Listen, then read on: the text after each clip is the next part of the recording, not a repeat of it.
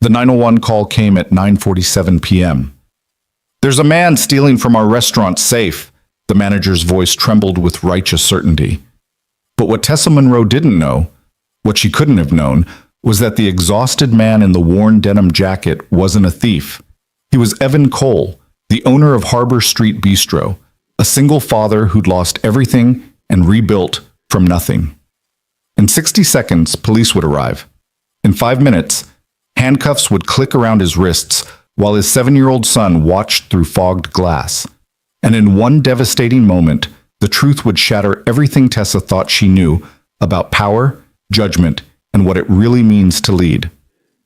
Stay with me until the end of this story, and comment what city you're watching from so I can see how far this journey travels. The kitchen of Harbor Street Bistro had always possessed a particular kind of music.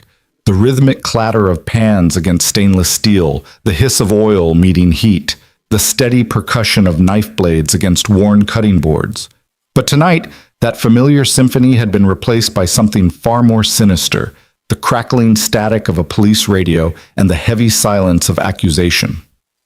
Tessa Monroe stood near the restaurant's back office, her smartphone still pressed against her ear, her free hand trembling slightly as she pointed toward the man by the industrial sink.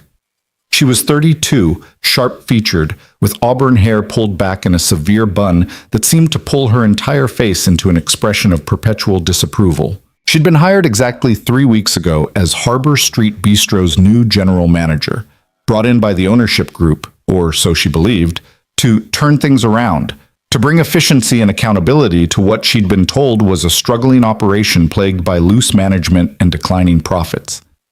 "Yes, officer, he's still here," Tessa said into her phone, her voice carrying that peculiar mixture of fear and vindication that comes when someone believes they've caught wrongdoing red-handed. "He was standing right by the open safe. I saw cash in his jacket pocket. No, he hasn't tried to run. Please hurry." The man she was reporting, Evan Cole, stood perfectly still beside the 3-compartment sink, his hands dripping soapy water onto the rubber mat beneath his feet. He was 38 but looked older, with the kind of exhaustion that had settled into the lines around his eyes and the set of his shoulders. His dark hair was flecked with premature gray, and his worn denim jacket hung open over a faded t-shirt that had once been black but had faded to charcoal through countless washings.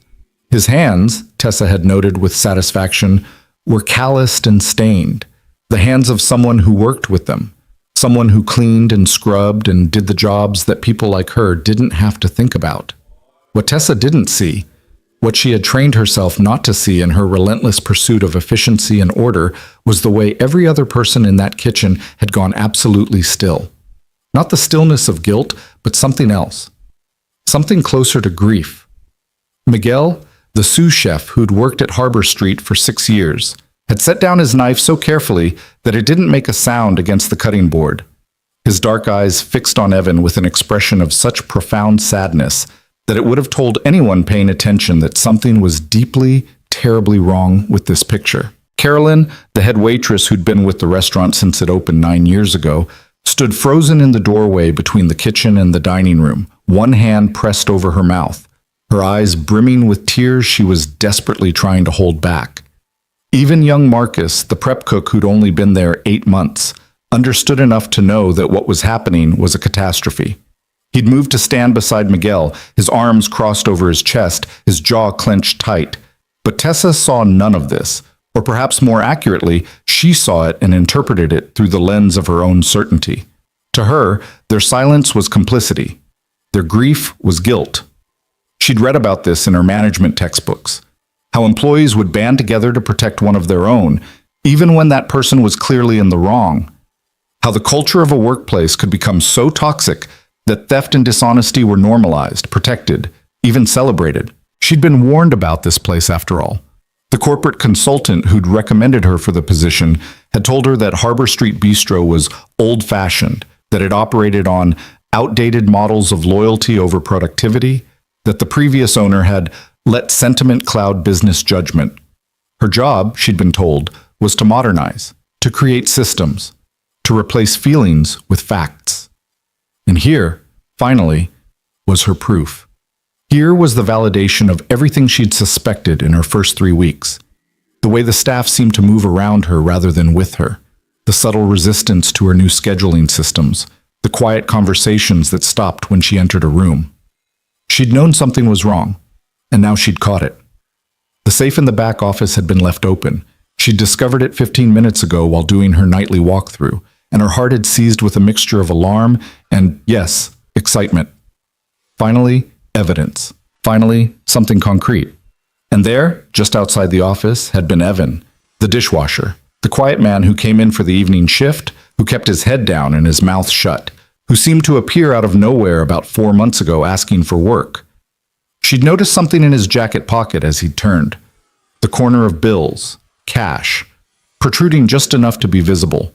Tessa hadn't hesitated. She'd confronted him immediately, her voice sharp and authoritative. "What were you doing near the office?" Evan had looked at her with those exhausted eyes and said simply, "Closing the safe." The safe that was already open? Tessa's voice had risen. The safe that you just happened to be standing next to? With cash in your pocket? "Tessa," Evan had said quietly, "if you'll just let me—" "Don't." She'd held up one hand, her voice like ice. "Don't insult my intelligence by trying to explain this away. I know exactly what I saw." And that's when she'd walked to the kitchen, pulled out her phone, and called 911. Now, as the police sirens grew closer outside, Tessa felt a surge of something that felt almost like triumph. This was what good management looked like. This was accountability. This was what happened when you didn't let sentiment cloud your judgment, when you followed the evidence, when you did the hard thing instead of the easy thing. The sirens stopped outside. Red and blue lights began to paint the walls of the kitchen in alternating colors, turning everything into a surreal tableau. "They're here," Tessa announced unnecessarily, her voice cutting through the terrible silence. That's when the back door burst open, and everything began to fall apart in ways Tessa couldn't possibly have anticipated. The child came in first. He was small, maybe 7 or 8 years old, with dark hair that stuck up in the back and eyes that were too large and too frightened for his thin face. He wore a puffy winter coat that was slightly too big for him and sneakers that lit up with each frantic step. He'd been waiting in Evan's car in the parking lot, watching through the fogged windows, and when he'd seen the police arrive, he'd panicked. "Dad!" The boy's voice cracked with terror as he ran into the kitchen. "Dad, what's happening?" Evan moved then, for the first time since Tessa had made her accusation. He turned toward his son, and something in his expression shifted, a kind of protective gentleness that transformed his entire face. "Liam." Evan's voice was soft, controlled, even as his son crashed into him, small arms wrapping around his waist. "Liam, buddy, what did I tell you about staying in the car?" "But the police came." Liam's voice was muffled against his father's stomach, thick with tears. "They came for you. They came and I thought... Evan's soapy hands came to rest on his son's back, leaving wet patches on the puffy coat. "Nothing's going to happen. It's just a misunderstanding." 2 police officers entered behind Liam, their presence filling the kitchen with an authority that made even the physical space seem smaller. The first was a woman in her 40s with sergeant stripes on her sleeve and eyes that had seen too much to be easily impressed. The second was younger, maybe 30, with the kind of rigid posture that suggested he was still trying to prove something. "Harbor Street Bistro?" the female sergeant asked, her eyes scanning the room, taking in the frozen staff, the frightened child, the soaking wet man, and Tessa, who stood straighter, trying to project competence. "Yes. I'm Tessa Monroe, the general manager." Tessa stepped forward, her voice clipped and professional. "I'm the one who called. This man," she gestured toward Evan, "was caught stealing from the restaurant safe. He has cash in his jacket pocket that doesn't belong to him." The sergeant's eyes moved to Evan, who was still holding his son, his expression carefully neutral. "Sir," the sergeant said, her voice measured, "I'm going to need you to let go of the child and keep your hands where I can see them." This was the moment that should have felt like victory for Tessa. This was vindication, justice, the proper consequence for theft. But something in the room had changed. The air had become so thick with tension that it felt hard to breathe. And Tessa, for the first time, felt the first whisper of doubt. Not in what she'd seen, but in something else. Something she couldn't quite name. "No!" Liam's voice rose to a shriek. He didn't do anything. My dad didn't do anything wrong. Liam? Evan's voice remained impossibly calm as he gently tried to unwrap his son's arms from around him. Liam, I need you to let go now. Can you go stand by Miguel? Miguel, can you... Of course. Miguel moved forward immediately, his voice thick with emotion. Come here, mijo. Come stand with me. But Liam wouldn't let go. His small fingers clutched at his father's wet shirt, his whole body trembling. The younger officer moved forward, his hand near his belt, and that's when Carolyn finally found her voice. Wait. She stepped into the kitchen fully, her hands raised in a gesture of peace, her voice shaking. Wait, please. This is all wrong. You don't understand. He's not... Ma'am, I need you to step back, the sergeant said firmly. But he's not a thief. Carolyn's voice broke. He's... Carolyn! Evan's voice cut through gently but firmly. Don't. The single word silenced her, and Tessa felt another flicker of something she didn't want to examine too closely. Why would the dishwasher be giving orders to the head waitress? Why would she listen? Sir, the sergeant said again, moving closer to Evan, I need you to separate from the child now. We just need to have a conversation, but I can't do that with you holding him. Evan looked down at his son, at Liam's tear-streaked face, and something passed between them, some silent communication that only fathers and sons understand. Then Evan did something that Tessa would remember for the rest of her life. He knelt down, lowering himself to Liam's eye level despite the police presence, despite the accusation, despite everything. Liam, he said softly, his hands coming to rest on his son's shoulders, remember what we talked about? About being brave? Liam nodded, hiccuping. I need you to be brave right now, okay? I need you to go with Miguel, and I need you to trust me that everything's going to be fine. But Dad, trust me. Evan's voice was so gentle, so full of love and certainty that even Tessa felt something shift in her chest. Have I ever broken a promise to you? Liam shook his head, tears streaming down his cheeks. Then trust me now. Go with Miguel. It took another moment, but finally Liam let go. Miguel immediately stepped forward and scooped the boy up, despite the fact that Liam was probably too old to be carried. He held him close, murmuring something in Spanish that Tessa couldn't understand but that seemed to calm the child slightly. Evan stood up slowly, his hands raised to shoulder height, his jacket falling open to reveal the pocket where Tessa had seen the cash. The bills were still visible, rolled up and protruding slightly. Sir, I'm going to need you to turn around and place your hands on the sink, the sergeant said, moving behind Evan. Evan complied without a word, his expression unchanging. Tessa watched as the younger officer approached Evan from the side, his hand reaching toward the pocket of Evan's jacket. This was it. This was the moment of proof. The officer withdrew the roll of bills and held it up. Approximately $200, he said to the sergeant. Sir, the sergeant addressed Evan while maintaining her position behind him. Where did you get this money? From the safe in the office, Evan said calmly. It's money I withdrew for my son's school field trip tomorrow. Tessa's voice cut across the kitchen like a blade. The safe he had no authorization to access. The safe that was left open because he'd just stolen from it. Is that true, sir? The sergeant asked Evan. Did you open the safe? Yes, Evan said simply. There it was. Confession. Tessa felt her spine straighten, her certainty returning. And do you have authorization to access the restaurant's safe? The sergeant continued. Evan was quiet for a moment, and in that pause, something strange happened. Every member of the staff seemed to hold their breath, all of them looking at Evan with expressions that Tessa still couldn't interpret. It was as if they were waiting for him to say something, to do something, to reveal something that would change everything. But Evan just said, I do. That's a lie, Tessa interjected immediately. I'm the general manager, and I can tell you with absolute certainty that no dishwasher has authorization to access the restaurant's safe. That would be absurd. The sergeant turned to look at Tessa fully for the first time, and there was something in her expression, a kind of weariness, that Tessa didn't understand. Ma'am, do you have documentation showing who has authorization to access the safe? Tessa faltered for just a moment. I have a list of management personnel. Obviously, dishwashers aren't included. Could I see that list, please? Tessa felt the first real stirring of uncertainty. She hadn't actually looked at the safe authorization list.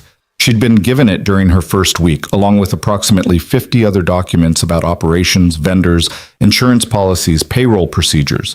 She'd filed it away, assuming it was standard, assuming it contained exactly what she expected. "It's in my office," she said, her voice slightly less certain. "But I can tell you what's on it. Management only. That's standard protocol for any restaurant." "Nevertheless," the sergeant said with the patience of someone who had heard every variation of assumption masquerading as fact, "I'd like to see it." Tessa hesitated, then nodded curtly.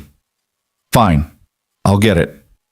She walked to the back office, the office she'd commandeered 3 weeks ago, the office that still contained filing cabinets full of documents she hadn't fully reviewed, and began searching through the organized chaos for the safe authorization list. Behind her, in the kitchen, the tableau remained frozen. Evan still stood facing the sink, his hands braced against the stainless steel. The younger officer stood nearby, the roll of cash still in his hand. Miguel held Liam, who had buried his face in the sous chef's shoulder. Carolyn stood with one hand pressed against the doorframe, tears running silently down her face. Marcus remained by the prep station, his fists clenched. And in the parking lot, unnoticed by anyone, a sleek black sedan pulled up. A man in an expensive suit got out, checked his phone, and began walking toward the restaurant's back entrance with the purposeful stride of someone who knew exactly why he was there. Inside the office, Tessa found the folder labeled Security and Access Protocols. She flipped it open, scanning through pages of forms and documentation, her finger running down lines of text until she found the safe authorization list. Her finger stopped. She read the line again, certain she'd misunderstood. Then she read it a third time, and the first cold tendril of real fear began to wrap itself around her chest. The list had 3 names authorized to access the safe. Carolyn Mitchell, head of front-of-house operations. Samuel Drake, legal representative and financial officer. Evan Cole, owner and primary operator. Tessa stood in the office, staring at the paper, as the words rearranged themselves in her mind, as the past 3 weeks reassembled themselves into a completely different picture. The dishwasher who came in quietly and never made trouble. The man who always seemed to be there during the most difficult shifts. The person who knew where everything was, who helped train new staff, who understood the restaurant's operations with an intimacy that only made sense if, oh God, oh God. The paper slipped from Tessa's fingers and fluttered to the desk. She thought about her first day when she'd been shown around by Carolyn, who'd introduced her to everyone except, she'd realized later, the dishwasher, who'd been scrubbing pans in the back. She thought about how Carolyn had started to say something, had looked toward the dish pit, had opened her mouth and then closed it again. She thought about the staff meeting she'd held, where she'd outlined her new vision for the restaurant, her plans for modernization, her criticism of the outdated sentimental approach that had been holding Harbor Street Bistro back. She'd said those things while Evan had been in the back, washing dishes, saying nothing. She thought about last week when she'd instituted a new rule about staff not taking food home, about how she'd lectured everyone about theft and accountability while Evan had stood in the corner, his hands in soapy water, his expression carefully blank. She thought about 2 days ago when she'd pulled Carolyn aside and told her that she was too emotionally involved with the staff, that she needed to maintain professional distance, that this isn't a family, it's a business. She'd said those words while Evan had been taking out the trash, moving past them without acknowledgement. He'd heard everything. He'd heard every criticism, every judgment, every dismissal of the culture he'd built, and he'd said nothing. Why? The question echoed in Tessa's mind as she stood in the office. His office, she realized with growing horror, staring at the paper on the desk. Why would he let her believe he was just a dishwasher? Why would he let her tear apart everything he'd built without saying a word? Why would he submit to her authority when he was the one who'd hired her in the first place? Or had he? Tessa's mind raced backward through her hiring process. She'd been contacted by a corporate consulting firm. They'd told her that the restaurant ownership had retained them to find new management. She'd interviewed with Samuel Drake, the man listed on the safe authorization as legal representative and financial officer. She'd never met the owner. She'd assumed she'd been told that the owner was largely absent, that the restaurant was essentially being run by a board, that her job was to step in and take control of day-to-day operations. She'd never asked who the owner was. She'd never thought to ask. Because who expects the owner to be washing dishes? Tessa picked up the paper with shaking hands and walked back to the kitchen. The scene hadn't changed, except now everyone was looking at her with expressions that had shifted from grief to something else, something that might have been pity. The sergeant turned as Tessa entered. "Did you find the authorization list?" Tessa couldn't speak. She simply held out the paper. The sergeant took it, read it, and then looked at Evan with an expression that confirmed what Tessa already knew. The younger officer read over his partner's shoulder, and Tessa watched his eyes widen. "Sir," the sergeant said to Evan, her voice completely different now. "Are you Evan Cole?" "Yes," Evan said quietly. "And you're the owner of this restaurant?" "Yes." The sergeant looked at the younger officer and nodded. The officer immediately stepped back from Evan, his hand moving away from his belt. "Mr. Cole," the sergeant said, "I apologize for the confusion. You're free to step away from the sink." Evan turned around slowly, lowering his hands. His expression hadn't changed. He still wore that mask of careful neutrality, but his eyes, when they finally settled on Tessa, contained something that made her want to disappear. Not anger. That would have been easier. It was disappointment. "I see you found the list," Evan said softly. Tessa's mouth opened, but no words came out. Her brain had short-circuited. Everything she'd been certain of had inverted. Every assumption had been revealed as catastrophically wrong. She'd called the police on the owner of the restaurant. She'd accused him of theft. She'd had him stand against a sink with his hands raised while his 7-year-old son watched in terror. She finally managed. Why didn't I tell you?" Evan's voice remained soft, but there was something underneath it now, something that might have been exhaustion, or might have been the kind of sadness that comes from having your worst fears about humanity confirmed. "I told you I was closing the safe, Tessa. You didn't want to listen." "But you never said you were. You let me think." "I let you think what you chose to think," Evan said. "I let you see what you expected to see." The sergeant cleared her throat. "Mr. Cole, to clarify the situation, this money was withdrawn from your own safe for your own personal use?" "For my son's school field trip tomorrow," Evan confirmed. $200 for entry fees, lunch, and transportation. The permission slip is in my car if you need to verify." "That won't be necessary." The sergeant turned to Tessa, and now there was something else in her expression, something harder. "Ma'am, did you actually witness any theft occurring?"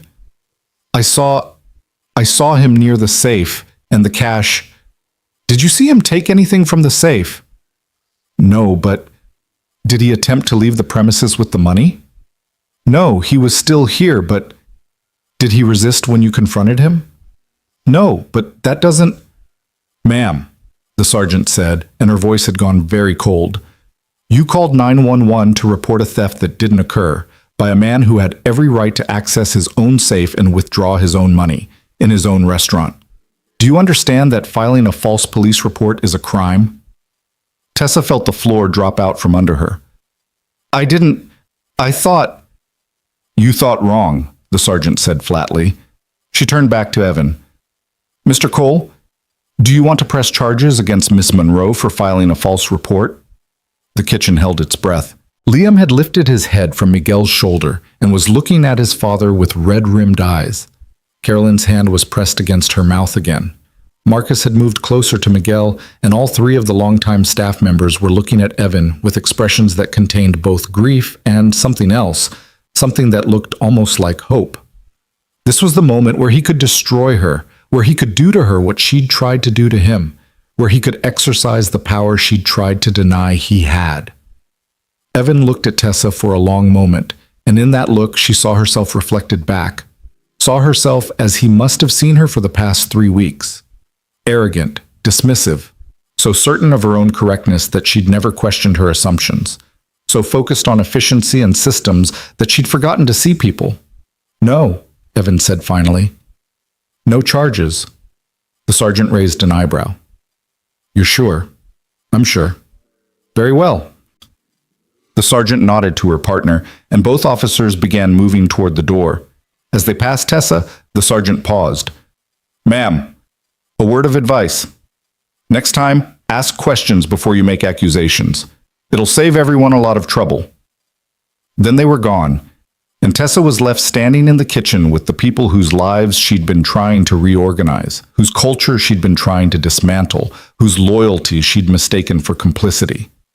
And in the center of it all stood Evan Cole, exhausted single father, owner in hiding, dishwasher by choice, watching her with those disappointed eyes while his son clung to Miguel's shoulder, while his staff stood in a protective semicircle, while the truth of what she'd done began to sink in with crushing weight. In the parking lot, the man in the expensive suit, Samuel Drake, legal representative, reached the door just as the police were leaving. He stopped, exchanged a few words with the sergeant that Tessa couldn't hear, then pushed open the door and entered the kitchen. His eyes swept the room, taking in the scene with the practiced assessment of someone who'd seen many crises unfold. When his gaze landed on Tessa, his expression hardened. Tessa Monroe? His voice was clipped, professional. Yes, Tessa said, her voice barely above a whisper. We need to talk, Samuel Drake said, right now. And as Tessa followed him toward the office, toward Evan's office, she felt the last pieces of her certainty crumble away. Whatever happened next, whatever consequences she faced, one thing had become absolutely clear. She'd walked into Harbor Street Bistro 3 weeks ago, believing she knew everything. She'd just discovered she'd known nothing at all. The office felt smaller with 3 people in it. Samuel Drake stood behind the desk, Evan's desk, his expensive suit a sharp contrast to the worn practicality of everything else in the room. Tessa sat in the chair across from him, the same chair where she'd conducted her efficiency reviews with staff members over the past 3 weeks, the same chair where she'd outlined her plans to modernize Harbor Street Bistro. Now she understood with crushing clarity that every word she'd spoken in this room had been heard, reported, analyzed. Evan stood by the door, his arms crossed, water still dripping from his hands onto the linoleum. He hadn't bothered to dry them. He hadn't bothered to change his posture or his expression. He simply watched as Samuel Drake opened his briefcase and withdrew a manila folder. Ms. Monroe, Samuel began, his voice carrying the measured precision of someone who'd delivered bad news professionally for years. I'm going to explain something to you, and I need you to listen without interrupting. Tessa nodded, though her throat had gone so dry she wasn't sure she could have spoken even if she'd wanted to. 4 years ago, Samuel continued, Evan Cole's wife, Rebecca, was diagnosed with stage 4 pancreatic cancer. She fought for 18 months. During that time, Evan spent every moment he wasn't running this restaurant sitting beside her hospital bed. He liquidated his personal savings to pay for experimental treatments. He mortgaged his home. He sold his car and bought a 15-year-old sedan so he could afford one more round of chemotherapy that might buy Rebecca another few months with their son. Tessa felt something cold settle in her stomach. Through the open door, she could hear the quiet sounds of the kitchen being cleaned, the staff moving around each other with practiced ease. She could hear Liam's voice asking Miguel something about soccer. Rebecca died 2 years and 7 months ago, Samuel said, his voice softening slightly. She died at 3 a.m. in their bedroom because she'd wanted to be home at the end, not in a hospital. Evan was holding her hand. Liam was asleep in the next room. And when the hospice nurse finally left at dawn, Evan sat on the edge of his bed and realized he had approximately 48 hours before the hospital bills, the mortgage company, and every other creditor came calling. Samuel paused, looking at Evan, who hadn't moved from his position by the door. His face remained impassive, but something in his eyes had gone distant, traveling backward to a grief that Tessa couldn't begin to imagine. The restaurant was the only asset he had left, Samuel continued. So Evan made a decision. He transferred ownership to a family trust, brought me on as the legal representative, and restructured the business to protect it from his personal debts. Then he did something that most people in his position wouldn't have done. Instead of declaring bankruptcy and walking away, he started paying back every cent he owed. Tessa's voice emerged as barely a whisper. How? By working, Evan said from the doorway, speaking for the first time since they'd entered the office. His voice was quiet but steady. I stepped away from active management and took on hourly work, dishwashing, prep cooking, whatever was needed. The business kept running with Carolyn handling front of house and Miguel managing the kitchen. I worked 70, 80 hours a week between here and 2 other restaurant jobs. Every penny I didn't need for rent and food for Liam went to paying down the debt. For 2 years, Samuel added, Evan worked like this. No one outside the core staff knew who he was. New employees assumed he was just another worker. Vendors dealt with Carolyn or Miguel. The business stabilized, the debts got paid, and Harbor Street survived. Tessa felt herself shrinking in the chair. Then why am I here? Why did you hire a general manager if... Because 6 months ago, the last major debt was paid off, Samuel explained. Evan finally had breathing room. He could have stepped back into active management, taken his position as owner, but he'd noticed something during those 2 years of working anonymously. He'd learned things about how this restaurant functioned and how it didn't that he'd never seen when everyone knew he was the boss. People treat you differently when they think you have power, Evan said, his voice carrying a weight of experience that made Tessa's chest tighten. When they know you own the place, they tell you what they think you want to hear. They hide problems. They manage up instead of managing honestly. But when they think you're just another worker, you see the truth. You see how the culture really works. You see who the real leaders are. Samuel nodded. So Evan proposed an experiment. He wanted to hire a new general manager, someone with strong credentials and fresh ideas, and he wanted to see how that person would interact with the existing culture before revealing his identity. The idea was to give you time to understand the restaurant, to build relationships with the staff, to learn the systems that Evan had spent 9 years developing. I thought that after a month or two, once you'd settled in, I would reveal who I was, Evan said, and now there was something painful in his voice. I thought we'd work together. I thought you'd bring efficiency and systems, and I'd provide the institutional knowledge and the relationships. I thought it would strengthen the restaurant. The past tense landed like a physical blow. But that's not what happened, Tessa said, though it wasn't really a question. No, Evan agreed. That's not what happened. Samuel closed the folder on the desk. Ms. Monroe, in your 3 weeks here, you've instituted 11 new policies without consultation. You've reduced staff hours by 17%. You've eliminated the family meal tradition that the kitchen staff had maintained for 9 years. You've implemented a disciplinary point system that has created more anxiety than accountability. And you've done all of this while repeatedly telling the people who kept this restaurant alive through its darkest period that they were inefficient, outdated, and too emotionally attached to their work. Each item on the list felt like a slap. Tessa remembered the pride she'd felt in each of those changes, the sense of accomplishment at taking control of what she'd perceived as a rudderless operation. She remembered the entries in her daily reports to Samuel, reports she now understood were going directly to the man she'd been criticizing. The staff came to me after the first week, Evan said quietly. Miguel, Carolyn, even young Marcus. They told me what was happening. They asked me to step in, to reveal who I was, to stop it. Why didn't you? The question burst from Tessa before she could stop it. Evan was quiet for a long moment, and when he spoke, his voice carried a sadness that made Tessa want to disappear. Because I wanted to be wrong. I wanted to believe that someone with your credentials, your education, your confidence, would see past the surface and recognize what was actually valuable here. I wanted to believe that if I just gave you time, you'd start asking questions instead of making assumptions. But I didn't, Tessa whispered. No. Tonight, when you called the police on me in front of my son, that was the final confirmation that this experiment failed. Not because you made a mistake. Everyone makes mistakes. But because in 3 weeks, you never once asked why things were the way they were. You never wondered if maybe, just maybe, there was a reason behind the culture you were so eager to dismantle. The weight of it was crushing. Tessa looked at her hands, at the expensive manicure she'd gotten last week, at the diamond watch her parents had given her when she'd graduated with her MBA. Everything that had felt like validation of her worth now felt like evidence of how much she'd misunderstood. I'm fired, she said, and it wasn't a question. Samuel and Evan exchanged a look, and something passed between them that Tessa couldn't interpret. That's the question we need to discuss, Samuel said. Legally, yes. We have grounds for immediate termination. You falsely accused the owner of theft. You created a hostile work environment. You've damaged staff morale.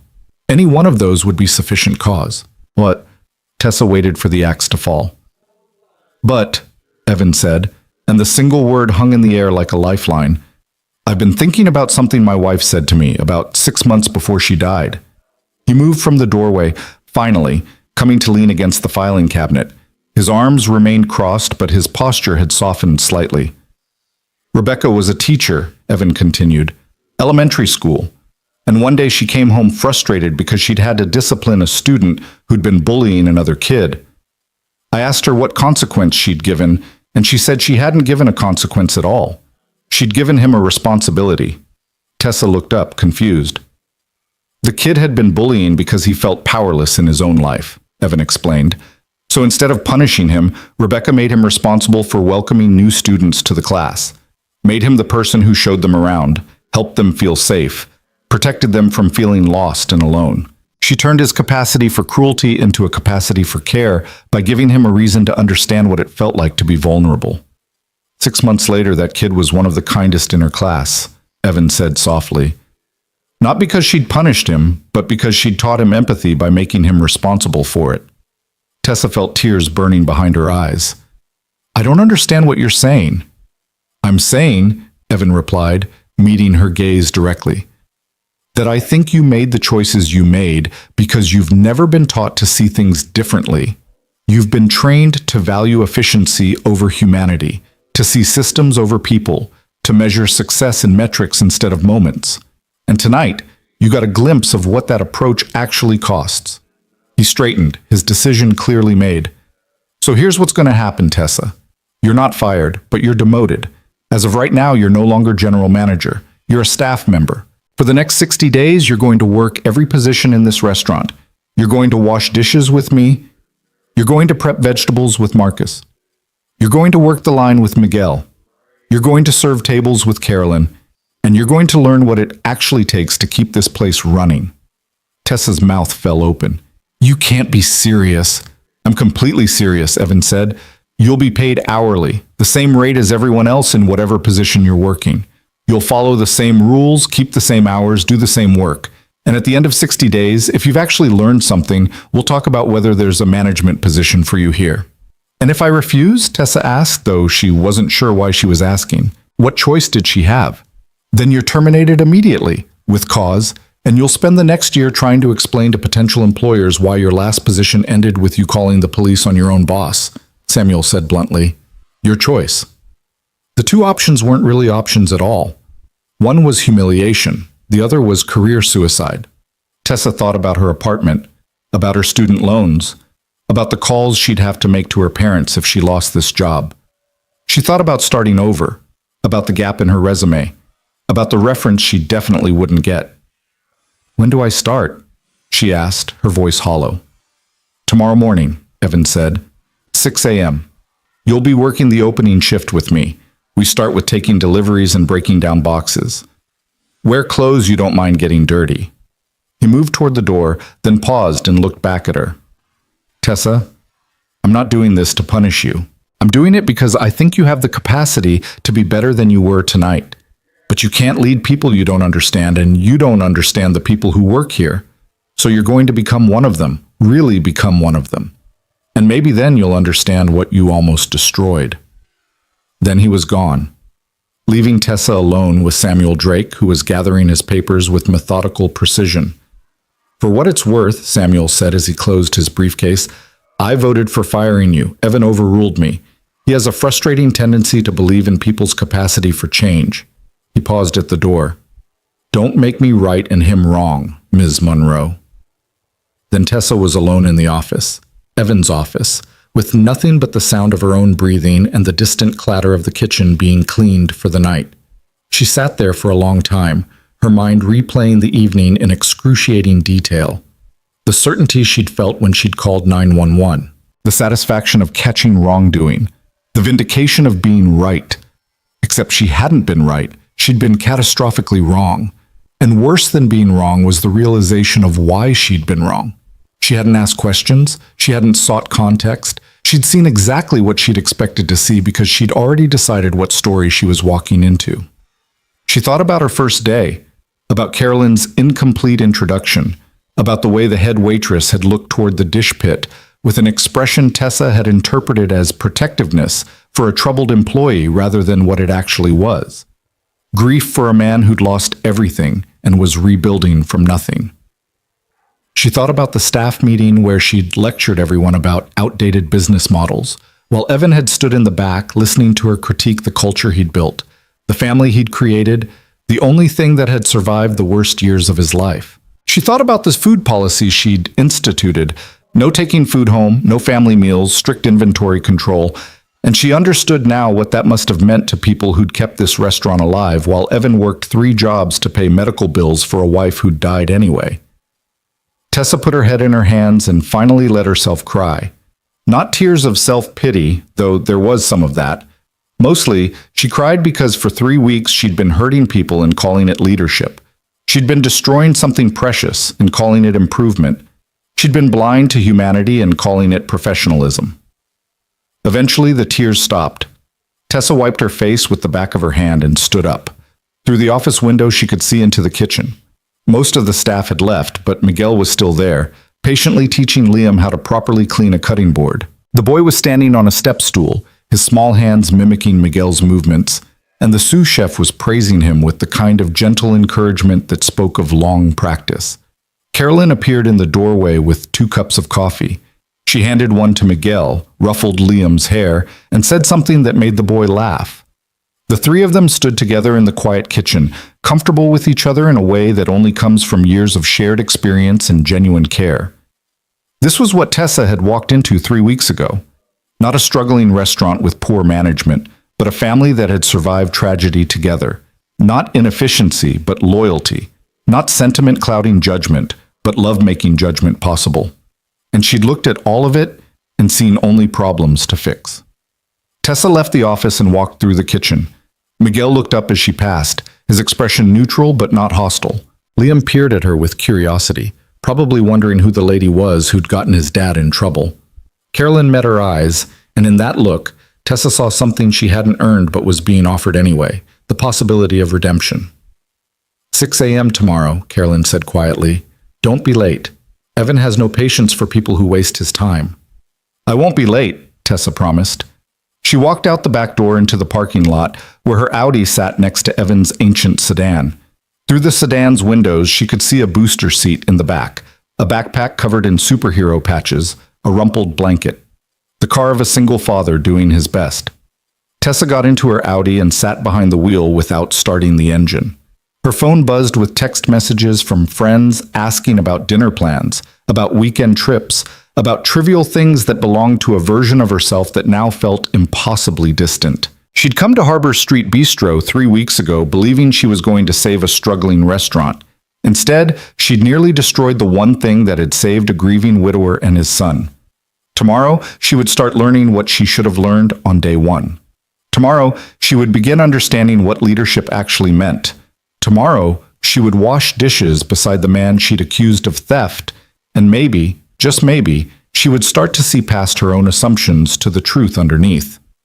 But tonight, sitting in her expensive car in the parking lot of a restaurant she'd thought she understood, Tessa Monroe finally admitted to herself the one thing her education and experience had never taught her. She didn't know everything. In fact, she was beginning to suspect she didn't know much of anything at all. Inside the restaurant, Evan lifted Liam into his arms. The boy was tired, his head already drooping against his father's shoulder. "Dad!" Liam's voice was soft, muffled. "Is that lady going to be okay?" Evan thought about the question as he grabbed his jacket.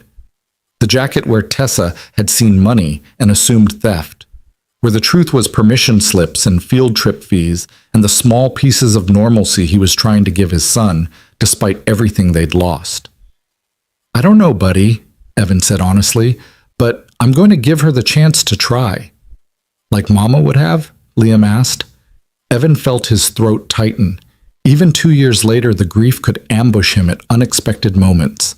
His son's casual invocation of Rebecca's name, the easy assumption that she would have done exactly what Evan was doing, the simple faith that his father's choices reflected his mother's values. Yeah, Evan managed, like Mama would have. They walked out together into the parking lot.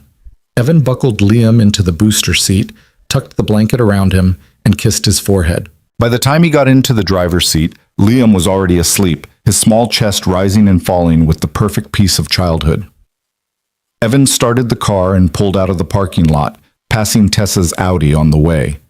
He could see her silhouette behind the wheel, motionless, and he wondered what she was thinking, whether she understood yet what she'd stumbled into, whether she had any idea what the next 60 days would actually require of her. He thought about calling Samuel, about discussing contingency plans in case Tessa quit or failed or proved incapable of change. But he was tired, so tired, and Liam needed to be home and in bed, and tomorrow would come early with deliveries and prep work and the 1,000 small tasks that kept a restaurant alive. So instead, Evan drove home through quiet streets, carried his sleeping son inside, tucked him into bed still wearing his light-up sneakers because sometimes being a good parent meant picking your battles. He stood in the doorway of Liam's room for a long moment, watching his son sleep, thinking about all the ways the world could be cruel and unfair, about all the ways people could hurt each other through ignorance or malice or simple failure to see. And he thought about Rebecca, about her student who'd learned kindness through responsibility, about her absolute faith that people could change if you gave them the right reasons and the right tools. "I hope you're right," Evan whispered into the darkness. "I hope she can learn." Then he closed the door gently and went to his own room where he set his alarm for 5 a.m. and tried not to think about whether he'd just made a terrible mistake or taken the first step towards something better. In her apartment across town, Tessa lay awake in her expensive bed, staring at the ceiling, trying to imagine herself washing dishes at 6 in the morning, trying to picture herself taking orders from people she'd been giving orders to just hours before, trying to understand how her certainty had led her so catastrophically astray. Sleep wouldn't come. Every time she closed her eyes, she saw Liam's terrified face, saw Evan's disappointed eyes, saw the grief in Carolyn's expression as the police had arrived. She'd done that. Not the restaurant's problems, not the staff's resistance, not the outdated systems. Her. Tessa Monroe, MBA, certified manager, professional leader.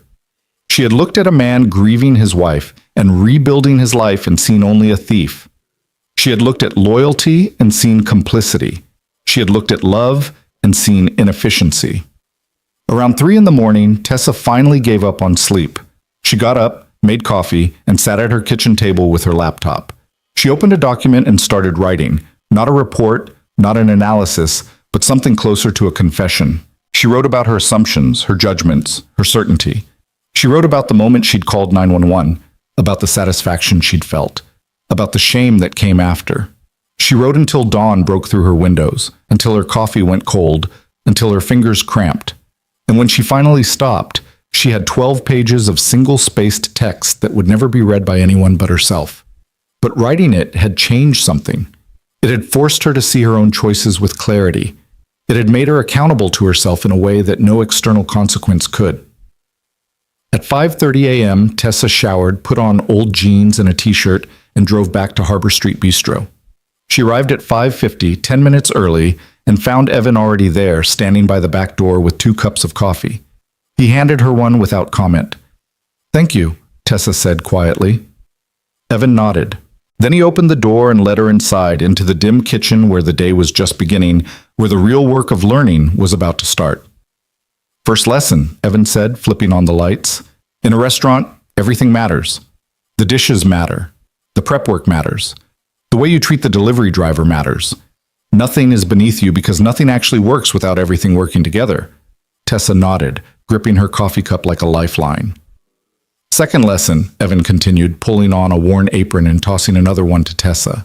"Everyone who works here has a story. Your job, your real job, for the next 60 days, is to learn those stories. Not to manage them, not to fix them, but to understand them." "Okay," Tessa said, tying the apron with trembling fingers. Evan looked at her for a long moment, and in the harsh fluorescent light of the kitchen, she could see the exhaustion in his face, the lines that grief and struggle had carved there. But she could also see something else, a kind of determined hope that just maybe, this would work. "Let's get started," Evan said. And as the delivery truck pulled up outside, as the morning began to unfold with its rhythm of boxes and prep and the thousand small tasks that kept a restaurant alive, Tessa Monroe took her first real step toward understanding what she should have known all along. That leadership isn't about control or systems or efficiency. It's about people. Always, it's about people. The delivery truck's engine rumbled to a stop outside, and Tessa realized with sudden clarity that she had no idea what came next. In all her years of management training, in all her carefully constructed systems and procedures, she'd never once actually unloaded a delivery truck at 6 in the morning. Evan was already moving toward the back door, and Tessa followed, her new apron feeling strange and uncomfortable around her waist. The early morning air hit her face, still cool with the last remnants of night, and she watched as Evan greeted the delivery driver with the easy familiarity of long acquaintance. "Morning, Frank," Evan said, accepting a clipboard and scanning the invoice quickly. "Morning, Evan. Got your produce order, and they threw in some extra basil, said it wouldn't make it through the weekend." Frank was probably in his 50s, with the weathered look of someone who'd spent decades starting work before dawn. "Appreciate it. Tessa, grab those crates by the door," Evan said without looking at her, already hefting a box of tomatoes.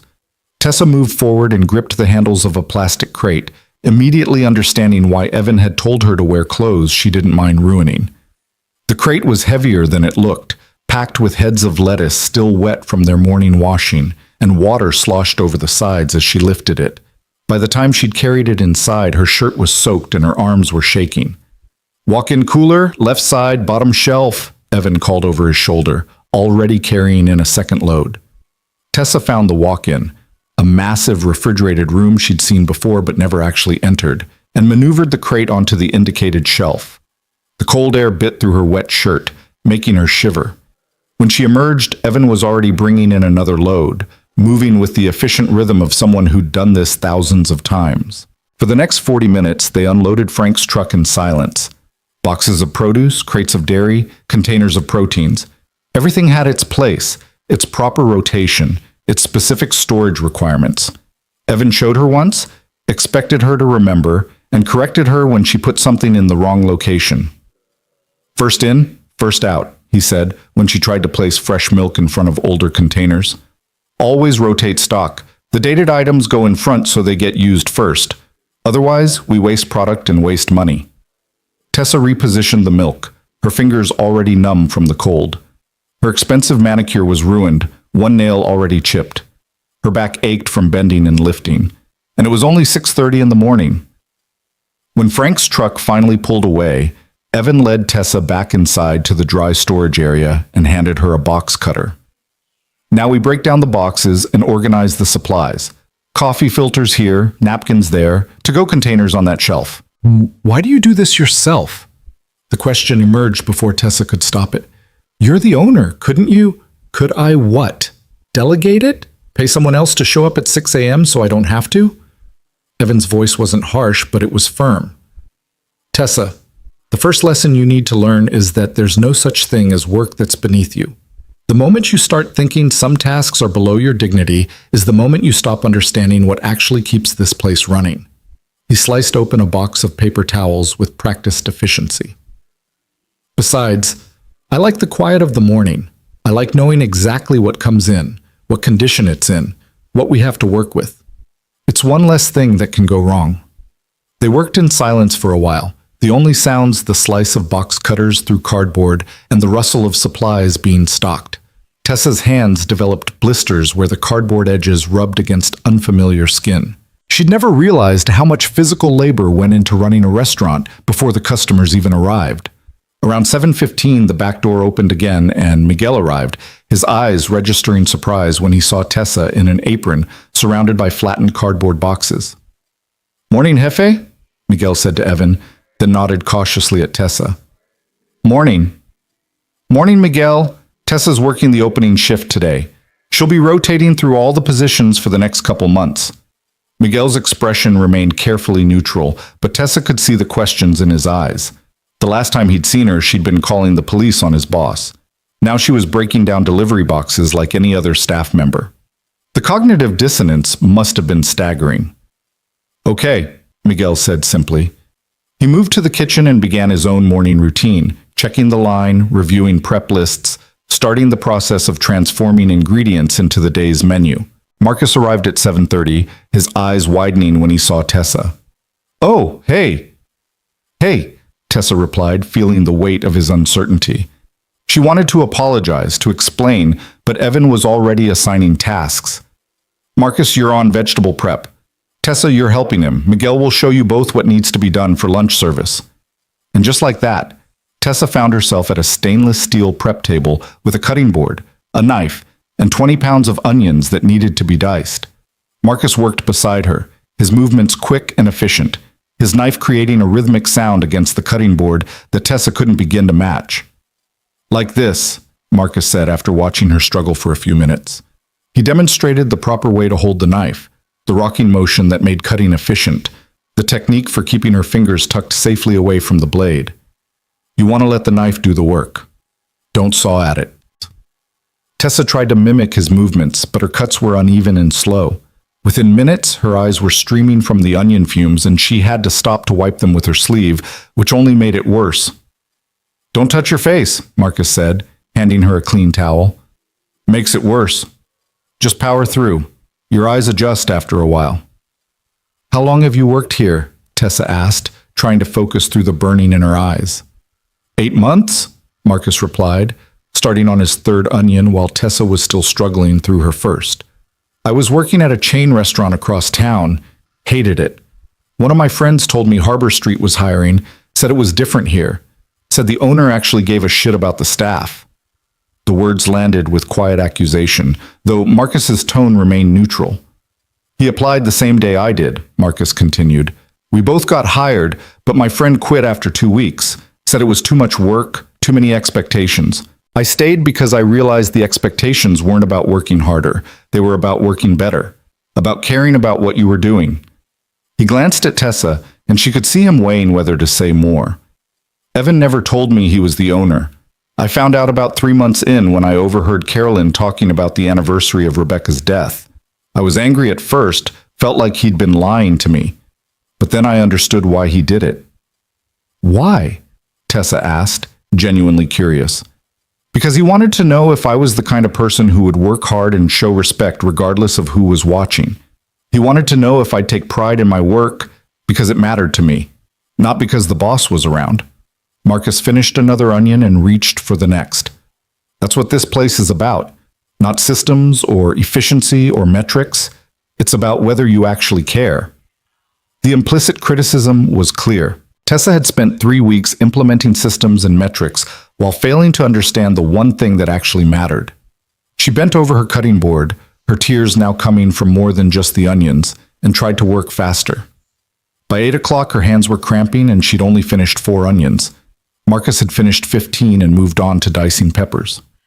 Miguel appeared periodically to check their progress, offering quiet corrections to Tessa's technique, but never making her feel incompetent. Just persistent, patient instruction. "You'll get faster," Miguel said, watching her struggle. "Everyone's slow at first.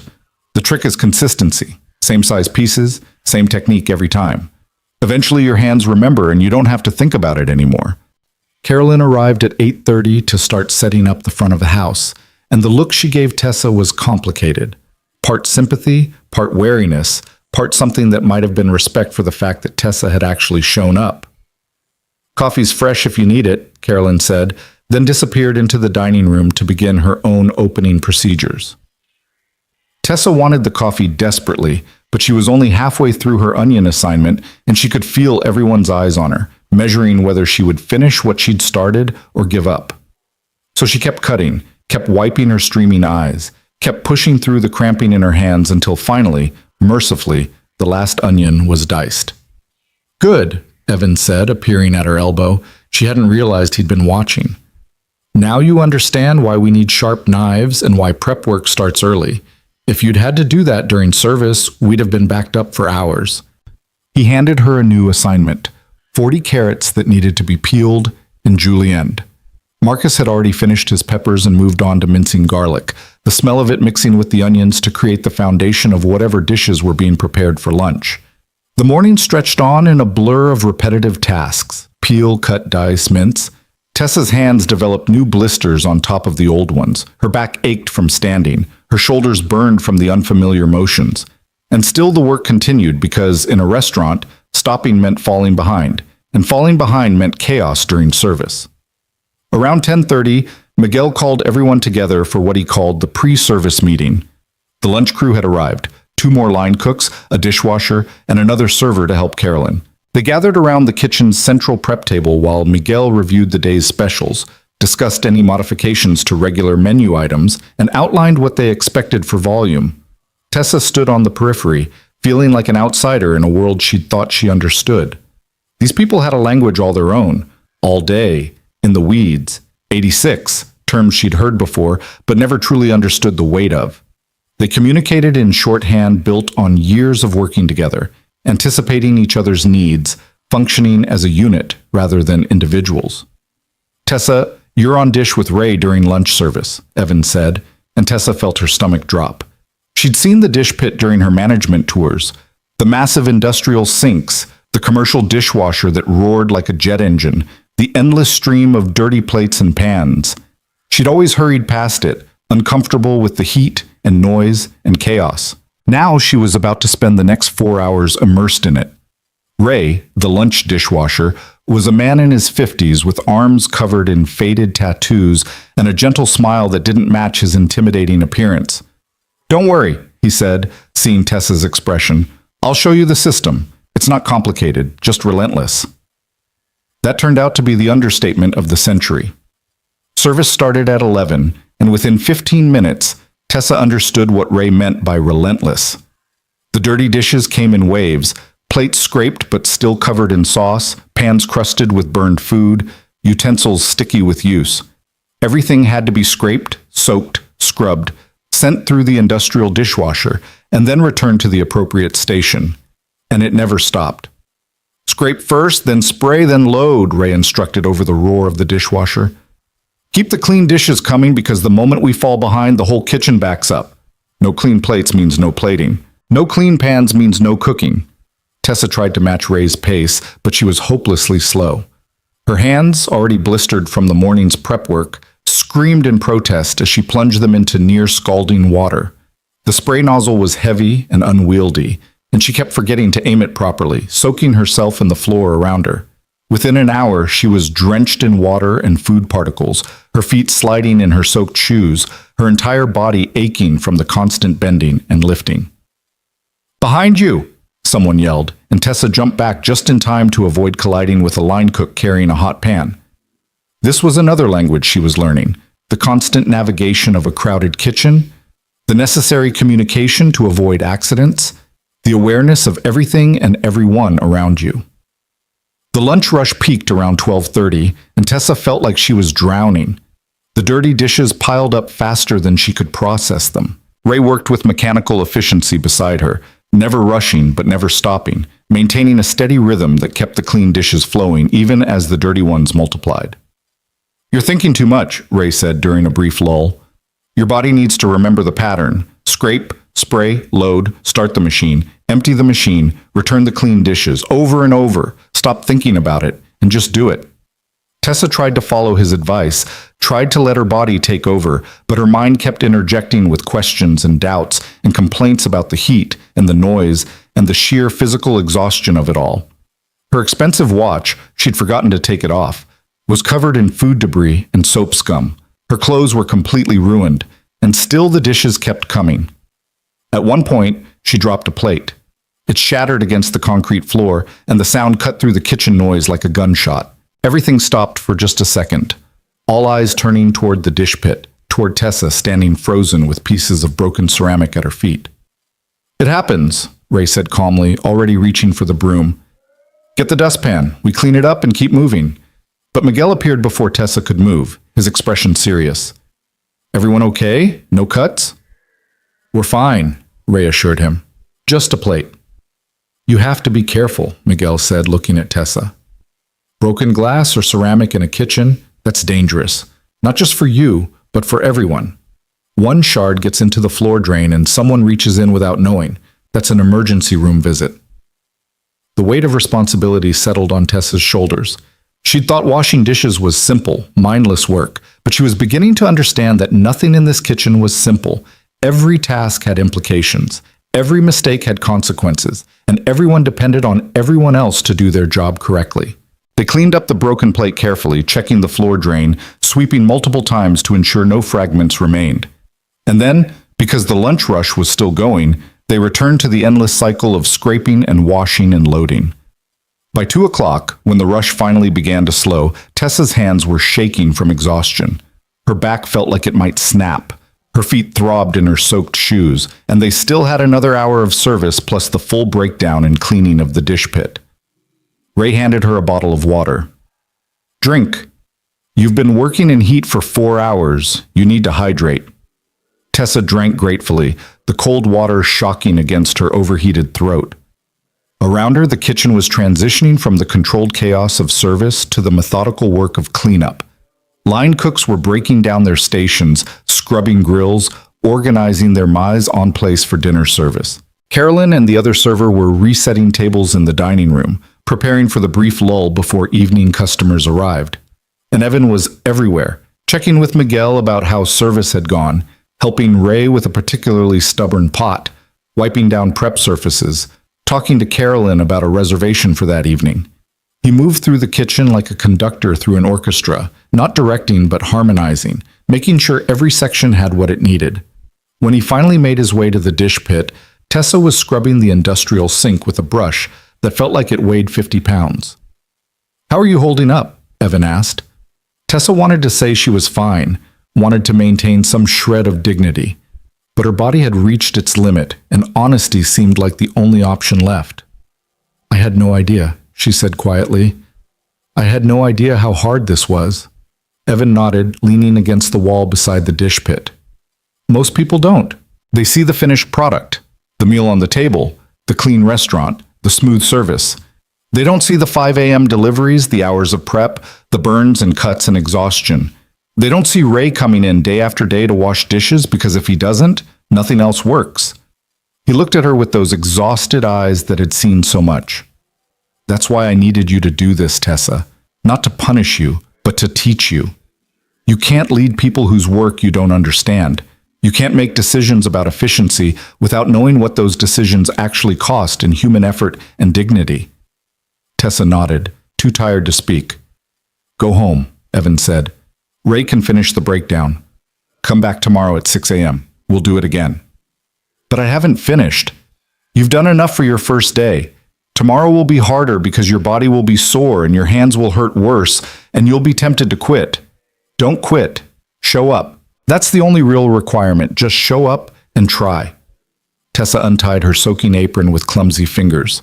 Her hands were red and wrinkled from the water, the blisters open and weeping. She couldn't remember ever being this physically exhausted in her entire life. As she walked toward the back door, Marcus looked up from where he was organizing the walk-in cooler. Their eyes met, and something passed between them. Not forgiveness exactly, but perhaps the first small seed of understanding. "See you tomorrow?" Marcus asked. "Yeah," Tessa replied. "See you tomorrow." She made it to her car before the full weight of the day hit her. Every muscle in her body was screaming. Her hands could barely grip the steering wheel. Her clothes were ruined beyond saving, reeking of dish soap and food waste and sweat. This was one day. One single day of the work that people like Ray and Marcus and Miguel did every single day, often for wages that barely covered their bills. Tessa drove home in a daze, her mind replaying the countless small moments of the morning and afternoon. The weight of the delivery crates, the burning of her eyes from the onions, the endless cascade of dirty dishes. The broken plate, and Miguel's quiet reminder of how one small mistake could have serious consequences. The language of the kitchen that she was only beginning to understand. The shorthand communication, the practiced coordination, the mutual dependence that made everything work. She thought about her management textbooks, her MBA courses, her carefully constructed theories about efficiency and productivity. None of them had prepared her for the reality of standing at a dish sink for 4 hours, muscles screaming, while the lunch rush pounded the kitchen into controlled chaos. None of them had explained that leadership wasn't about systems or metrics. It was about understanding the human cost of every decision. When she finally reached her apartment, Tessa stood under the shower for 20 minutes, watching the water run brown with the residue of the day's work. Her hands stung when the water hit the open blisters. Her back had a knot between her shoulder blades that felt permanent. Her feet were swollen from standing on concrete for 8 hours. And tomorrow, she would do it all again. Tessa dried off carefully, bandaged her worst blisters, and collapsed into bed even though it was only 3 in the afternoon. Sleep came immediately, deep and dreamless, her body demanding the rest it had earned. She woke at midnight, disoriented, her body stiff and protesting even the simple act of rolling over. In the darkness of her bedroom, Tessa finally allowed herself to fully confront what she'd done. Not just the false accusation and the police call, though those were bad enough, but the 3 weeks of casual cruelty that had preceded them. The dismissal of people's work, the elimination of traditions that had held a grieving community together, the certainty that she knew better than people who'd been keeping the restaurant alive while she was still in graduate school. She thought about Ray, who'd washed dishes with patient expertise while she'd struggled and fumbled. She thought about Marcus, who'd taught her how to hold a knife after she'd spent 3 weeks telling him his work wasn't efficient enough. She thought about Miguel, who checked on her after the broken plate not with anger but with concern for everyone's safety. She thought about Carolyn, who'd offered her coffee even though Tessa had called the police on the man Carolyn had protected for years. These weren't inefficient workers who needed better management. They were skilled professionals who'd been doing exceptional work despite having someone actively undermining their efforts. Tessa got up, padded to her kitchen, and made tea with hands that shook from more than just exhaustion. She sat at her table in the darkness and faced the most uncomfortable truth of all. She'd become exactly what she'd always claimed to despise. She'd become the kind of leader who confused authority with knowledge, who mistook compliance for respect, who thought control was the same thing as competence. And it had taken being handcuffed in front of a 7-year-old boy to shatter that delusion. Her phone buzzed on the counter, a text from her mother. "Haven't heard from you in a few days. Everything okay with the new job?" Tessa stared at the message for a long time. What could she possibly say? That she'd spectacularly failed at everything she thought she was good at? That she'd called the police on her own boss? That she'd spent the day washing dishes and learning that everything she'd believed about leadership was fundamentally wrong? She typed back, "Job's going through some changes. I'll call you this weekend." It was cowardly and evasive, but it was all she could manage. Tessa returned to bed, but sleep wouldn't come again. Her mind kept circling back to the kitchen, to the rhythm of the work, to the way everyone moved together with practiced coordination. She thought about Evan, who owned the restaurant but showed up at 6 a.m. to unload trucks, who'd lost his wife and nearly lost everything else, but had chosen to rebuild by returning to the most basic work, not because he had to, but because he wanted to understand what was really happening in his own business. What had he seen during those 2 years of working anonymously? What had he learned about his staff, his systems, his culture? And what had he seen in Tessa that made him believe she was worth teaching rather than simply firing? The questions gnawed at her as the night slowly gave way to dawn. When her alarm went off at 5 a.m., Tessa's body screamed in protest. Every movement hurt. Her hands were so swollen she could barely make a fist. The simple act of getting dressed required multiple rest breaks. But she got up. She put on her ruined clothes from yesterday because they were already destroyed, so there was no point in ruining another outfit. She bandaged her hands as best she could, and she drove back to Harbor Street Bistro, arriving at 5:50 to find Evan already there with 2 cups of coffee, just like the day before. "How do you feel?" Evan asked, handing her the coffee. "Like I got hit by a truck," Tessa said honestly. Evan's expression softened slightly. "It gets easier. Your body adjusts. The first week is the hardest." "First week?" Tessa couldn't keep the dismay from her voice. "Tessa, you're going to be here for 60 days, rotating through every position. That means you're going to wash dishes, prep vegetables, work the line, serve tables, and eventually help with ordering and inventory. Each position for long enough that you actually understand it, not just observe it." He paused, taking a sip of his own coffee. "Today, you're back on prep with Marcus. Tomorrow, you'll start learning the line. Every day builds on the one before." The delivery truck arrived, and the cycle began again. Crates and boxes, rotation and storage, breaking down cardboard and stocking shelves. Tessa's bandaged hands made everything harder, but she pushed through, determined not to show weakness. Marcus greeted her with a nod when she joined him at the prep station. Today's assignment was butternut squash, 20 of them that needed to be peeled, seeded, and diced. The work was even harder than the onions had been, the squash tough and resistant, her sore hands struggling with the peeler. "You came back," Marcus said after they'd worked in silence for a while. "Yeah," Tessa replied, wrestling with a particularly stubborn squash. "Honestly, I bet Miguel $5 you'd quit after day one." Tessa looked up, startled. Marcus shrugged. "Nothing personal. It's just people who've never done this kind of work. They usually don't last. They think they can, but when their body starts hurting and they realize how hard it actually is, they find reasons to leave." "What made you take that bet?" "Because Miguel said something about Evan believing in second chances. Said if Evan thought you could learn, maybe you actually could." Marcus returned to his work, his knife moving efficiently through the squash. "I hope he's right. This place deserves better than what you were doing to it." The words stung, but Tessa couldn't argue with them. "I'm sorry," she said quietly. "For what I did. For all of it." Marcus didn't respond immediately, just kept working. Finally, he said, "Don't apologize to me. Apologize by showing up and doing the work. Apologize by learning what you should have learned 3 weeks ago. Words don't mean anything in a kitchen, only actions do." So Tessa worked. She peeled and diced squash until her hands cramped. She followed Marcus's patient instructions on technique. She kept showing up to the prep station even when every part of her body was begging her to stop. And slowly, incrementally, she began to understand what Marcus had meant about actions mattering more than words. The kitchen had its own justice system, its own way of measuring worth, and that measurement had nothing to do with titles or credentials or the right thing said in the right tone. It was purely about whether you showed up, whether you did your part, whether you could be counted on when things got hard. Tessa was beginning to realize she'd never been tested that way before. She'd spent her entire career in environments where her credentials spoke for her, where her education opened doors, where her confidence was mistaken for competence. But here, in this kitchen, none of that mattered. Here, the only thing that counted was whether she could peel 20 butternut squashes while her hands bled and her back screamed and her pride lay in pieces around her feet. And as the morning stretched on, as lunch service loomed and the prep work continued in its relentless rhythm, Tessa discovered something unexpected. There was a kind of dignity in this work, a kind of honesty that she'd never encountered in boardrooms or management meetings.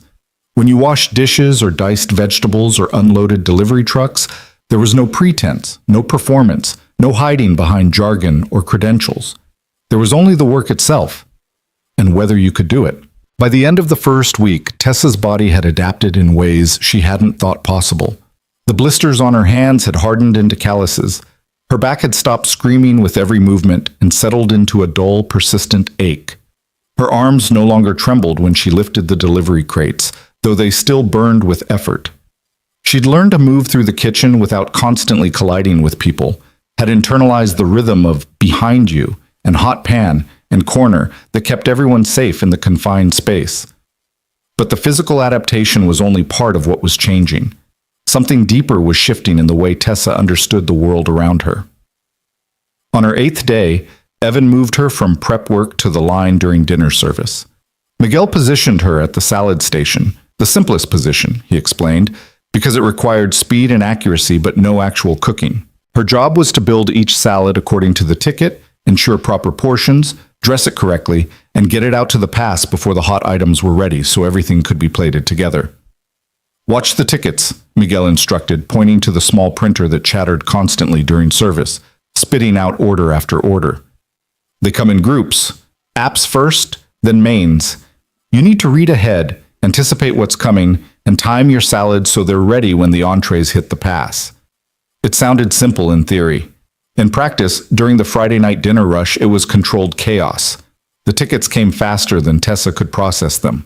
4 house salads, 2 Caesars, 3 mixed greens with the dressing on the side. Then another wave before she'd finished the first.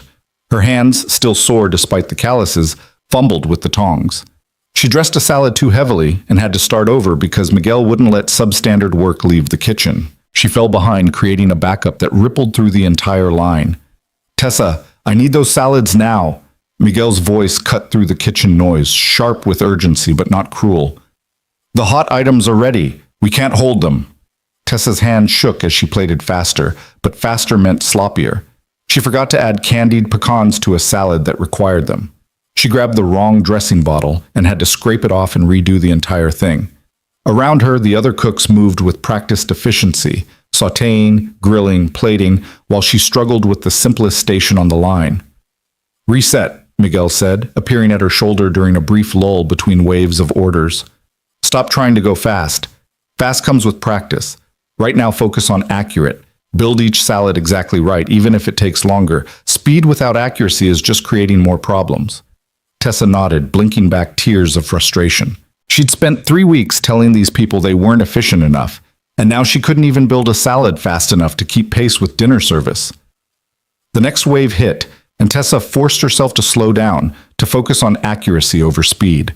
The tickets piled up, and she could feel the tension in the kitchen rising as her station became the bottleneck, but Miguel's words echoed in her head. Accurate first, then fast. Do it right, even if doing it right takes longer. Slowly, painfully, she began to find a rhythm. Read the ticket, visualize the salad, build it step by step, dress it, plate it, send it to the pass. The speed came incrementally, building on the foundation of accuracy rather than trying to rush and creating mistakes that cost even more time. By the end of service, Tessa was drenched in sweat despite working the cold station. Her hands cramped from gripping tongs for 3 hours straight.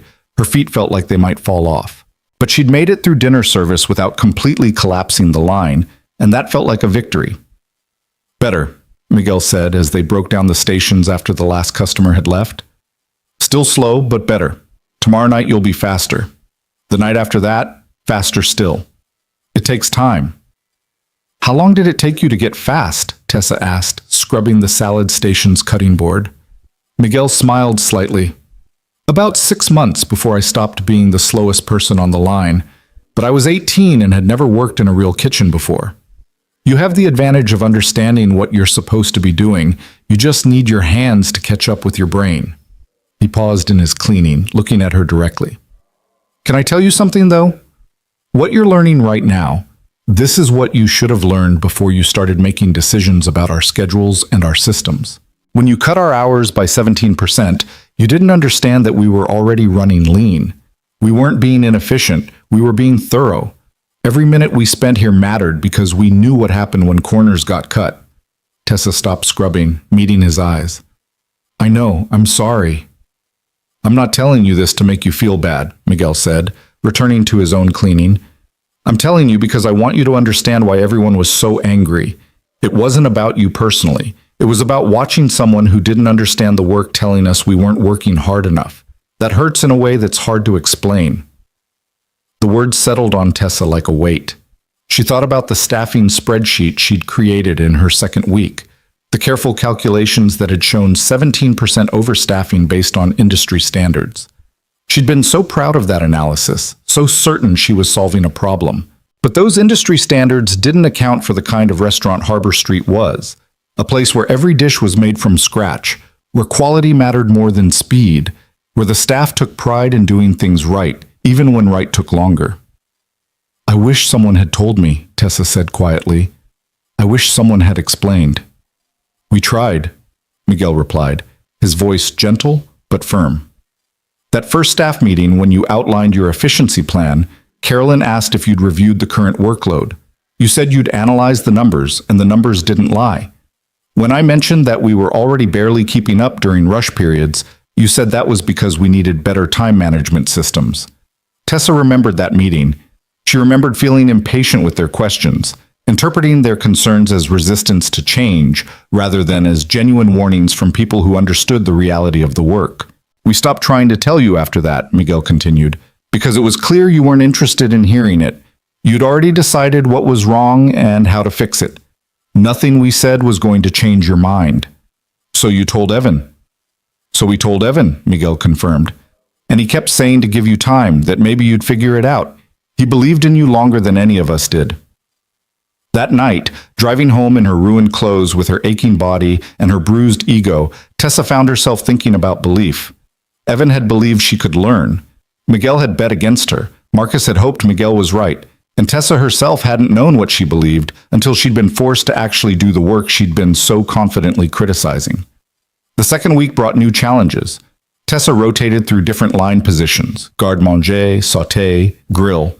Each station had its own demands, its own timing, its own skill requirements. The sauté station taught her about heat control and multitasking, about managing 4 pans simultaneously while keeping track of multiple tickets. The grill station taught her about patience, about knowing when meat was properly cooked not by timers but by touch and experience. Every station taught her humility. She burned herself more times than she could count. The inside of her forearms developed a collection of small red marks from brushing against hot pan handles. She learned to work through the pain, to run cool water over a burn for 30 seconds, and then get back to the station because service didn't stop for injuries unless they required an emergency room. "You're doing better," Carolyn said one afternoon during the lull between lunch and dinner. Tessa had been helping reset tables in the dining room, learning the front-of-house systems she'd never bothered to fully understand. "I can see you trying. That matters." "Does it?" Tessa asked. "Does it matter when I spent 3 weeks undoing things you'd spent years building?" Carolyn set down the napkins she'd been folding and looked at Tessa directly. "Do you know what this restaurant meant to us after Rebecca died? Do you have any idea what it was like watching Evan try to hold everything together?" Tessa shook her head. "He was drowning," Carolyn said, her voice soft with remembered pain. Grief and medical bills and funeral expenses, and a 7-year-old who didn't understand why his mother wasn't coming back. Evan showed up to work every day because he had to, because he had a son to support and bills to pay, but you could see he was barely holding on. And we, all of us, we rallied around him. Not because we had to, but because this place had become family. She picked up another napkin, folding it with practiced efficiency. When Evan had to step back from management, when he had to take on extra work just to survive, we could have left. We could have found jobs at places that paid better or had easier schedules, but we stayed because we understood what this restaurant was. It was the life raft that was keeping Evan afloat. If we let it sink, he'd sink with it. Tessa felt her throat tighten. "I didn't know." "You didn't ask," Carolyn corrected gently.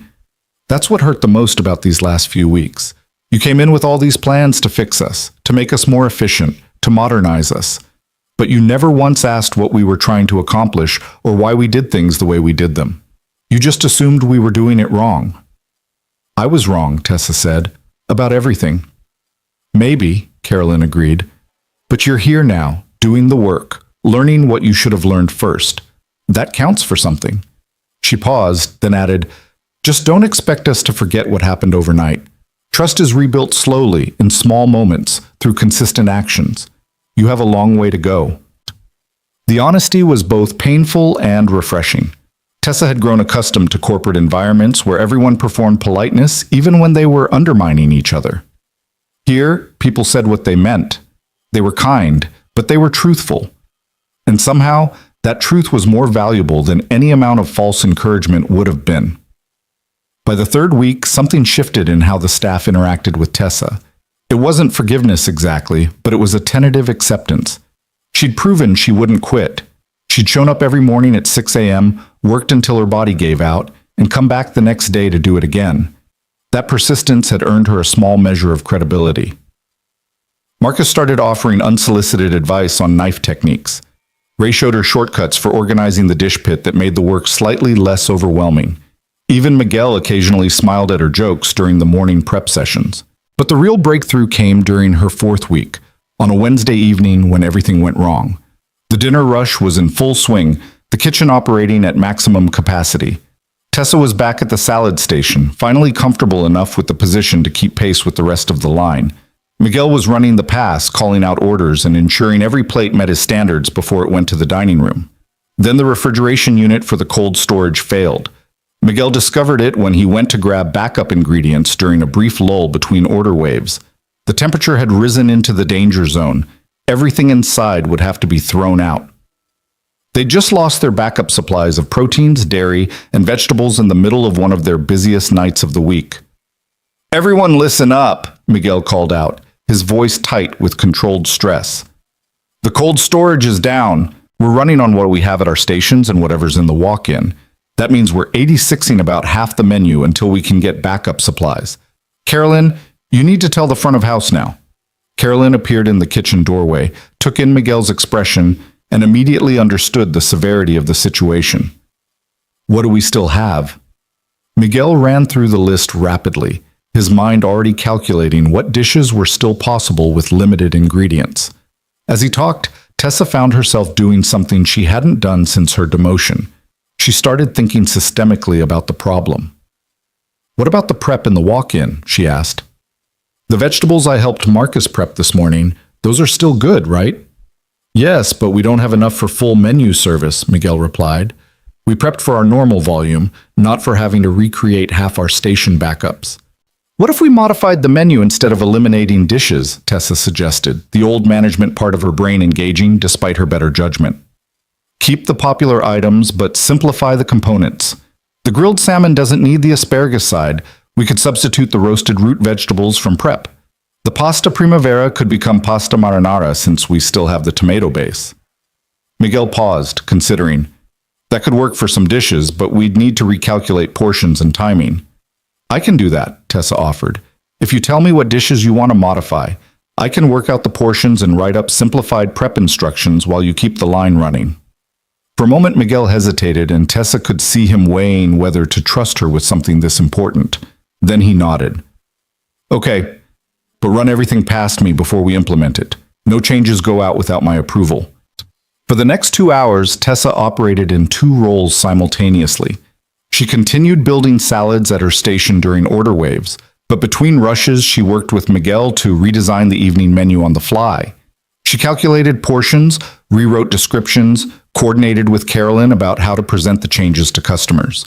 It was the first time since her demotion that she'd been allowed to use her management skills, but now those skills were grounded in an understanding of the actual work required to execute each decision.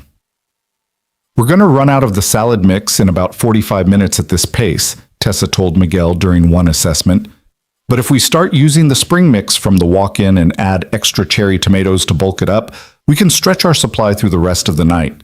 "Do it," Miguel agreed, "and let me know if you see any other bottlenecks developing." The evening became a masterclass in adaptive problem solving. Every 15 minutes brought a new challenge: running low on a key ingredient, timing issues with modified dishes, coordination problems between the kitchen and front of house. But the staff worked together with practiced efficiency, each person doing their part to keep service running despite the crisis. And Tessa, for the first time since she'd arrived at Harbor Street Bistro, felt like she was actually contributing something valuable. Not imposing systems from above, but working alongside everyone else to solve problems as they emerged. Not directing, but collaborating. Not managing, but serving. By the time the last order went out and the kitchen finally began to wind down, everyone was exhausted. Miguel gathered the staff together, his face showing the strain of the evening, but also something that looked like pride. "That was rough," he said, "but we pulled through. Everyone stepped up. Everyone adapted. That's what makes this kitchen work. Not when everything goes perfectly, but when things fall apart and we find a way anyway." He looked at Tessa. "Good work tonight. You saw the problems before they became disasters, and you helped us stay ahead of them. That's what we need from leadership. Not someone telling us how to do our jobs, but someone who understands the work well enough to support us when things get complicated." The words were the first real praise Tessa had received since her demotion, and they hit harder than any performance review she'd ever gotten in her previous career. Because this praise was earned through actual contribution, through proving herself in the moment when it mattered most. After everyone else had left, Tessa stayed behind to help finish the deep clean of the kitchen. Evan appeared from the office where he'd been doing paperwork, surveying the cleaned kitchen with satisfaction. "Miguel told me about tonight," Evan said, "about how you helped manage the crisis." "I just did what needed to be done," Tessa replied, wringing out the mop for the final time. "That's exactly right," Evan agreed. "You did what needed to be done, not what you thought should be done, or what your training told you should be done. You looked at the situation, used your skills to help solve the problem, and you did it without needing to be in charge. Do you understand the difference? Tessa leaned on the mop handle, considering. I think so. Before, I was so focused on implementing my vision that I couldn't see what was actually happening. Tonight, I was focused on supporting what was already working and helping fix what wasn't. I was serving the kitchen instead of trying to control it. Exactly, Evan said. That's what leadership actually is. Serving the people doing the work, not directing them. Understanding their challenges, anticipating their needs, removing obstacles that get in their way. You can't do that from an office with spreadsheets. You can only do it by actually knowing what the work requires. He moved to the prep station where Tessa had spent so many hours learning to cut vegetables with increasing competence. You know what Rebecca used to tell me about teaching? She said you can't teach people what they're not ready to learn. You can tell them. You can lecture them. You can give them all the information they need. But until they're ready to actually receive it, until they've had the experiences that make that information meaningful, it just bounces off. I wasn't ready, Tessa said quietly. 3 weeks ago. If you'd told me everything I know now, I wouldn't have believed it. I would have thought you were making excuses or being sentimental or just resistant to change. Probably, Evan agreed without judgment. That's why I had to let you fail. That's why I let you make your changes and call your meetings and implement your systems even though I knew they were going to cause problems. Because sometimes the only way to learn something is to crash into it hard enough that you can't ignore it anymore. Tessa thought about that night in the kitchen, about Liam's terrified face and the cold metal of handcuffs, and the moment when all her certainty had shattered. That's a harsh way to teach someone. Life is harsh, Evan replied, and restaurant work is unforgiving. You can't fake it. You can't pretend. The work either gets done right or it doesn't, and there are immediate consequences when it doesn't. That's why this is such a good training ground for learning what leadership actually means, because the feedback is instant and undeniable. He picked up his jacket, preparing to leave for the night. You're halfway through your 60 days, Tessa. You've learned a lot, but the harder part is still coming. What do you mean? You've learned to do the work, Evan explained. Now you need to learn how to lead people who are doing the work. And that's much more difficult because it requires you to balance competing needs. Efficiency and compassion, standards and understanding, accountability and grace. It requires wisdom, not just knowledge. I don't know if I have that, Tessa admitted. Neither did I when Rebecca died, Evan said. I was just trying to survive. But I learned it the same way you're learning everything else. By showing up every day and trying to do slightly better than I did the day before. By failing, learning from the failure, and trying again. He paused at the door. Next week, you're moving to front of house. You'll be working directly with customers, handling complaints, managing the dining room flow. It's going to test you in different ways than the kitchen has. People skills versus technical skills. Emotional regulation instead of physical endurance. Are you ready? Tessa thought about it honestly. Probably not, but I'm willing to try. That's all anyone can ask, Evan said, and then he was gone, leaving Tessa alone in the quiet kitchen. She finished putting away the mop and took one last look around the space that had taught her so much over the past month. Every station held memories of small failures and incremental successes. The dish pit where she'd learned humility, the prep station where she'd learned patience, the line where she'd learned coordination and timing and the value of accuracy over speed.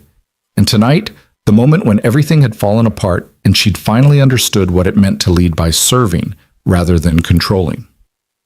Tessa turned off the lights and walked out to her car, her body tired in a way that felt earned rather than depleted. Her hands still bore the marks of 4 weeks of hard labor, the calluses and small scars that told the story of her education. Her clothes were permanently ruined, her manicure was a distant memory, and her back probably would never be the same. But something else had changed too.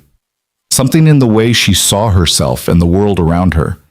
She'd arrived at Harbor Street Bistro, certain she knew how to fix what was broken. She discovered that what was broken was her own understanding, and the fix required breaking herself down and rebuilding from scratch. That night, Tessa slept deeply and dreamlessly, her body and mind both exhausted in the best possible way. And when her alarm went off at 5 a.m. the next morning, she didn't hesitate or question or resist. She simply got up, got dressed, and drove back to the restaurant to do it all again. Because that's what the work required. That's what she'd finally learned to value. Not the appearance of leadership, but the substance of it. Not the authority of a title, but the credibility of experience. Not the certainty of having all the answers, but the humility of knowing there was always more to learn. And as she pulled into the parking lot at Harbor Street Bistro, Tessa realized something that would have seemed impossible just 4 weeks ago.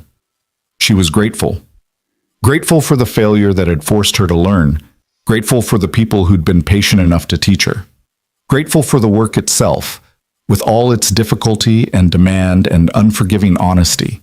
She was grateful for the chance to become better than she had been. Inside, Evan was already there with 2 cups of coffee, ready to start another day.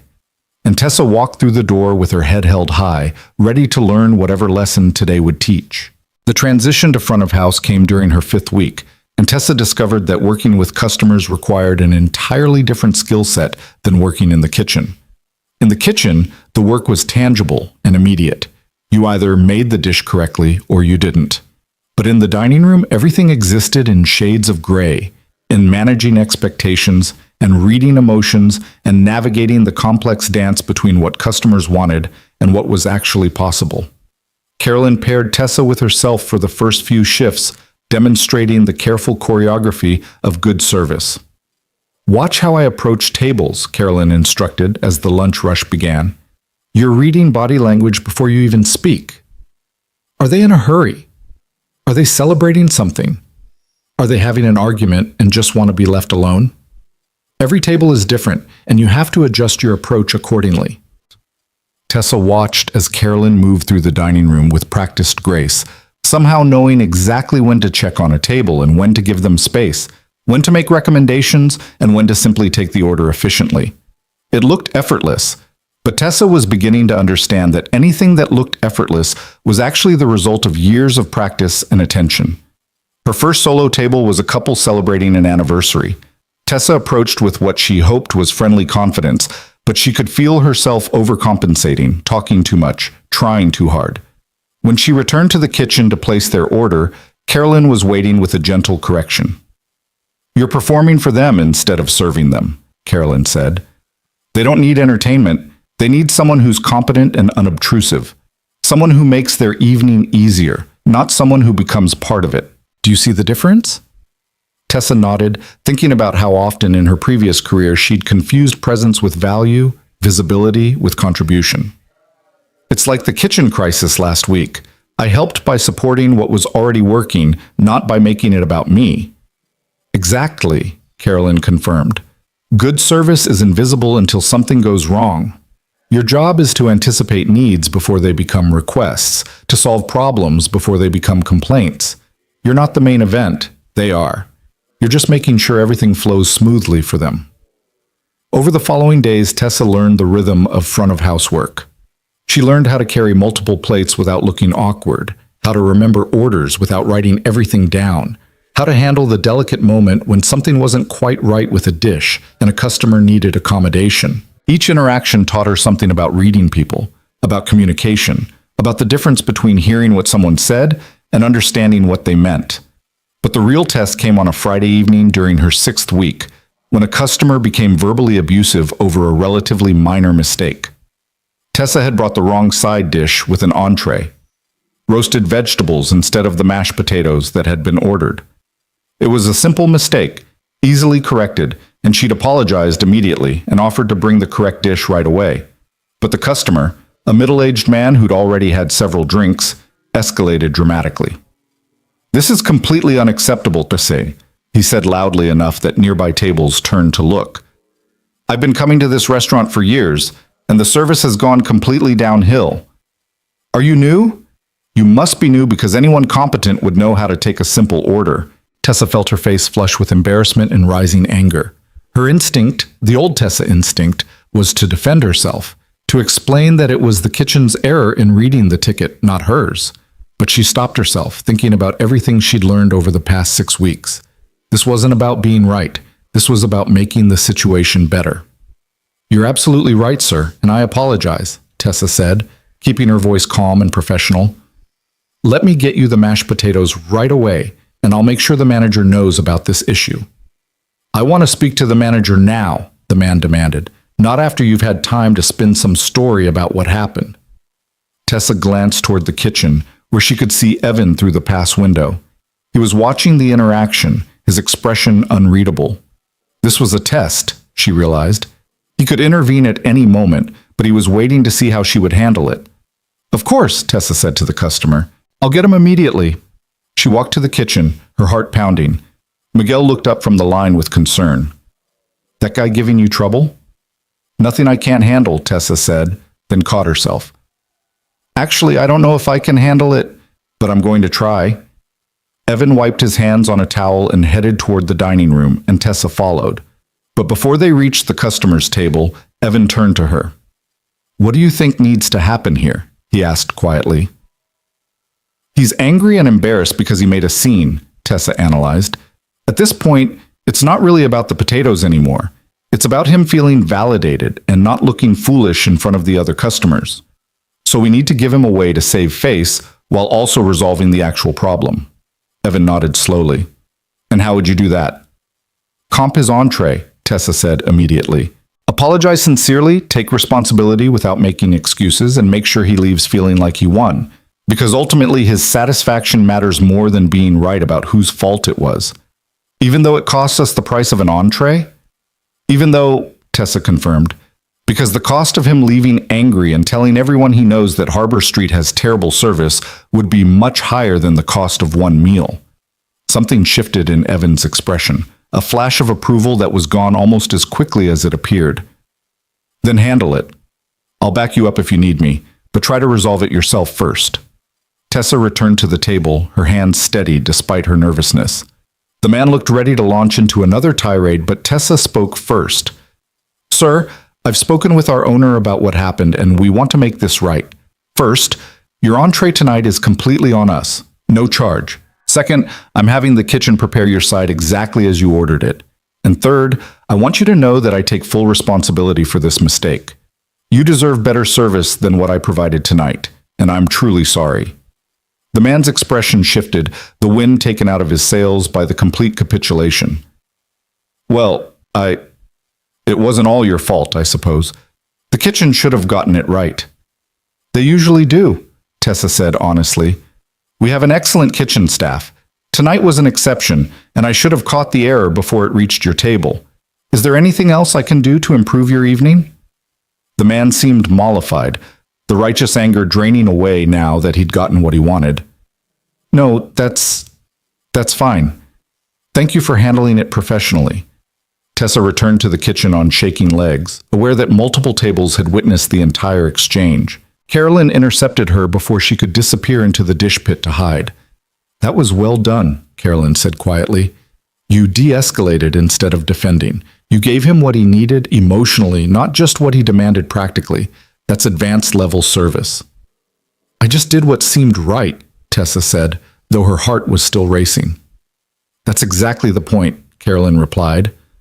6 weeks ago, you would have tried to prove you were right and he was overreacting. You would have made it worse because you couldn't separate your ego from the situation. But now you understand that good service isn't about ego, it's about outcomes. That incident became a turning point in how the staff viewed Tessa. Word spread quickly through the restaurant about how she'd handled the difficult customer, and she noticed a subtle shift in people's interactions with her.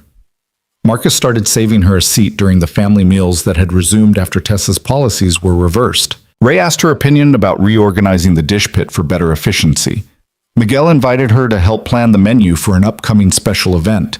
She was being invited back into the community she'd almost destroyed. But the real moment of transformation came during her 8th week, on an otherwise ordinary Tuesday afternoon. Liam came to the restaurant after school, his backpack covered in those same superhero patches, his light-up sneakers tracking mud into the kitchen until Evan made him take them off at the door. Dad, I got an A on my history test, Liam announced, waving a paper proudly. Evan scooped him up despite the fact that the boy was getting too big to be carried. That's my guy! I'm so proud of you! Tessa watched the interaction from the prep station where she was helping Marcus with the dinner mise en place. She'd seen Liam around the restaurant over the past 2 months, doing homework at the corner table, helping Ray organize clean dishes, chattering with Carolyn about his soccer games. But she'd kept her distance, unsure how to interact with the child who'd watched his father get handcuffed because of her false accusation. Liam noticed her watching and whispered something to his dad. Evan set him down, and the boy approached Tessa with the fearless curiosity of 7-year-olds. "You're Tessa, right?" Liam asked. "The lady who called the police on my dad?" Tessa's throat went tight. "Yes, I am, and I'm very, very sorry about that, Liam. I made a mistake, a big mistake, and I hurt your dad and I scared you, and that was wrong." Liam considered this with the seriousness that children bring to important matters. "My dad said you're learning how to be better. Are you?" "I'm trying," Tessa said honestly. "Your dad has been teaching me a lot of things I didn't understand before." Like what? "Like how to wash dishes properly," Tessa replied, which made Liam giggle. "And how to cut vegetables without cutting my fingers. And how to treat people with respect even when I think I know better than they do." "That's important," Liam said gravely. "My mom used to say that everyone has something to teach you if you're willing to learn from them, even kids." The casual mention of Rebecca made the kitchen go still. Evan had stopped what he was doing, watching his son with an expression of such tender grief that it made Tessa's chest ache. "Your mom sounds like she was a very wise person," Tessa said softly. "She was the best," Liam agreed. Then, with the mercurial mood shifts of childhood, he brightened. "Hey, do you want to see my history test? I got all the dates right about the Revolutionary War." "I'd love to see it," Tessa said, and meant it. Liam ran to get his backpack and Evan approached Tessa, his voice low. "Thank you for apologizing to him." "You didn't have to do that." "Yes, I did," Tessa replied. "He was there. He saw everything. He deserved to hear me take responsibility." Evan nodded, and in that nod was a depth of approval that meant more to Tessa than any performance evaluation she'd ever received, because this approval wasn't about her skills or her efficiency or her productivity. It was about her character and whether she'd learned to value the right things. Over the following weeks, Tessa developed an unlikely friendship with Liam. He'd show her his schoolwork while she prepped vegetables. She'd help him with his math homework during the lull between lunch and dinner. He taught her the names of all the superheroes on his backpack, and she taught him how to properly set a table for fine dining. Their interactions were easy and uncomplicated in the way that friendships with children can be. He'd forgiven her completely because children are better at forgiveness than adults, and she treasured that forgiveness as the gift it was. As Tessa entered her 9th week, Evan began involving her in management decisions again. But the dynamic was completely different now. Instead of presenting her plans and expecting compliance, she found herself in genuine conversations about how the restaurant operated and what might be improved. "I've been thinking about the prep schedule," Tessa said during one of their early morning coffee sessions. "Not because it's inefficient, I understand now why it works the way it does, but because I noticed Marcus is doing a lot of redundant work.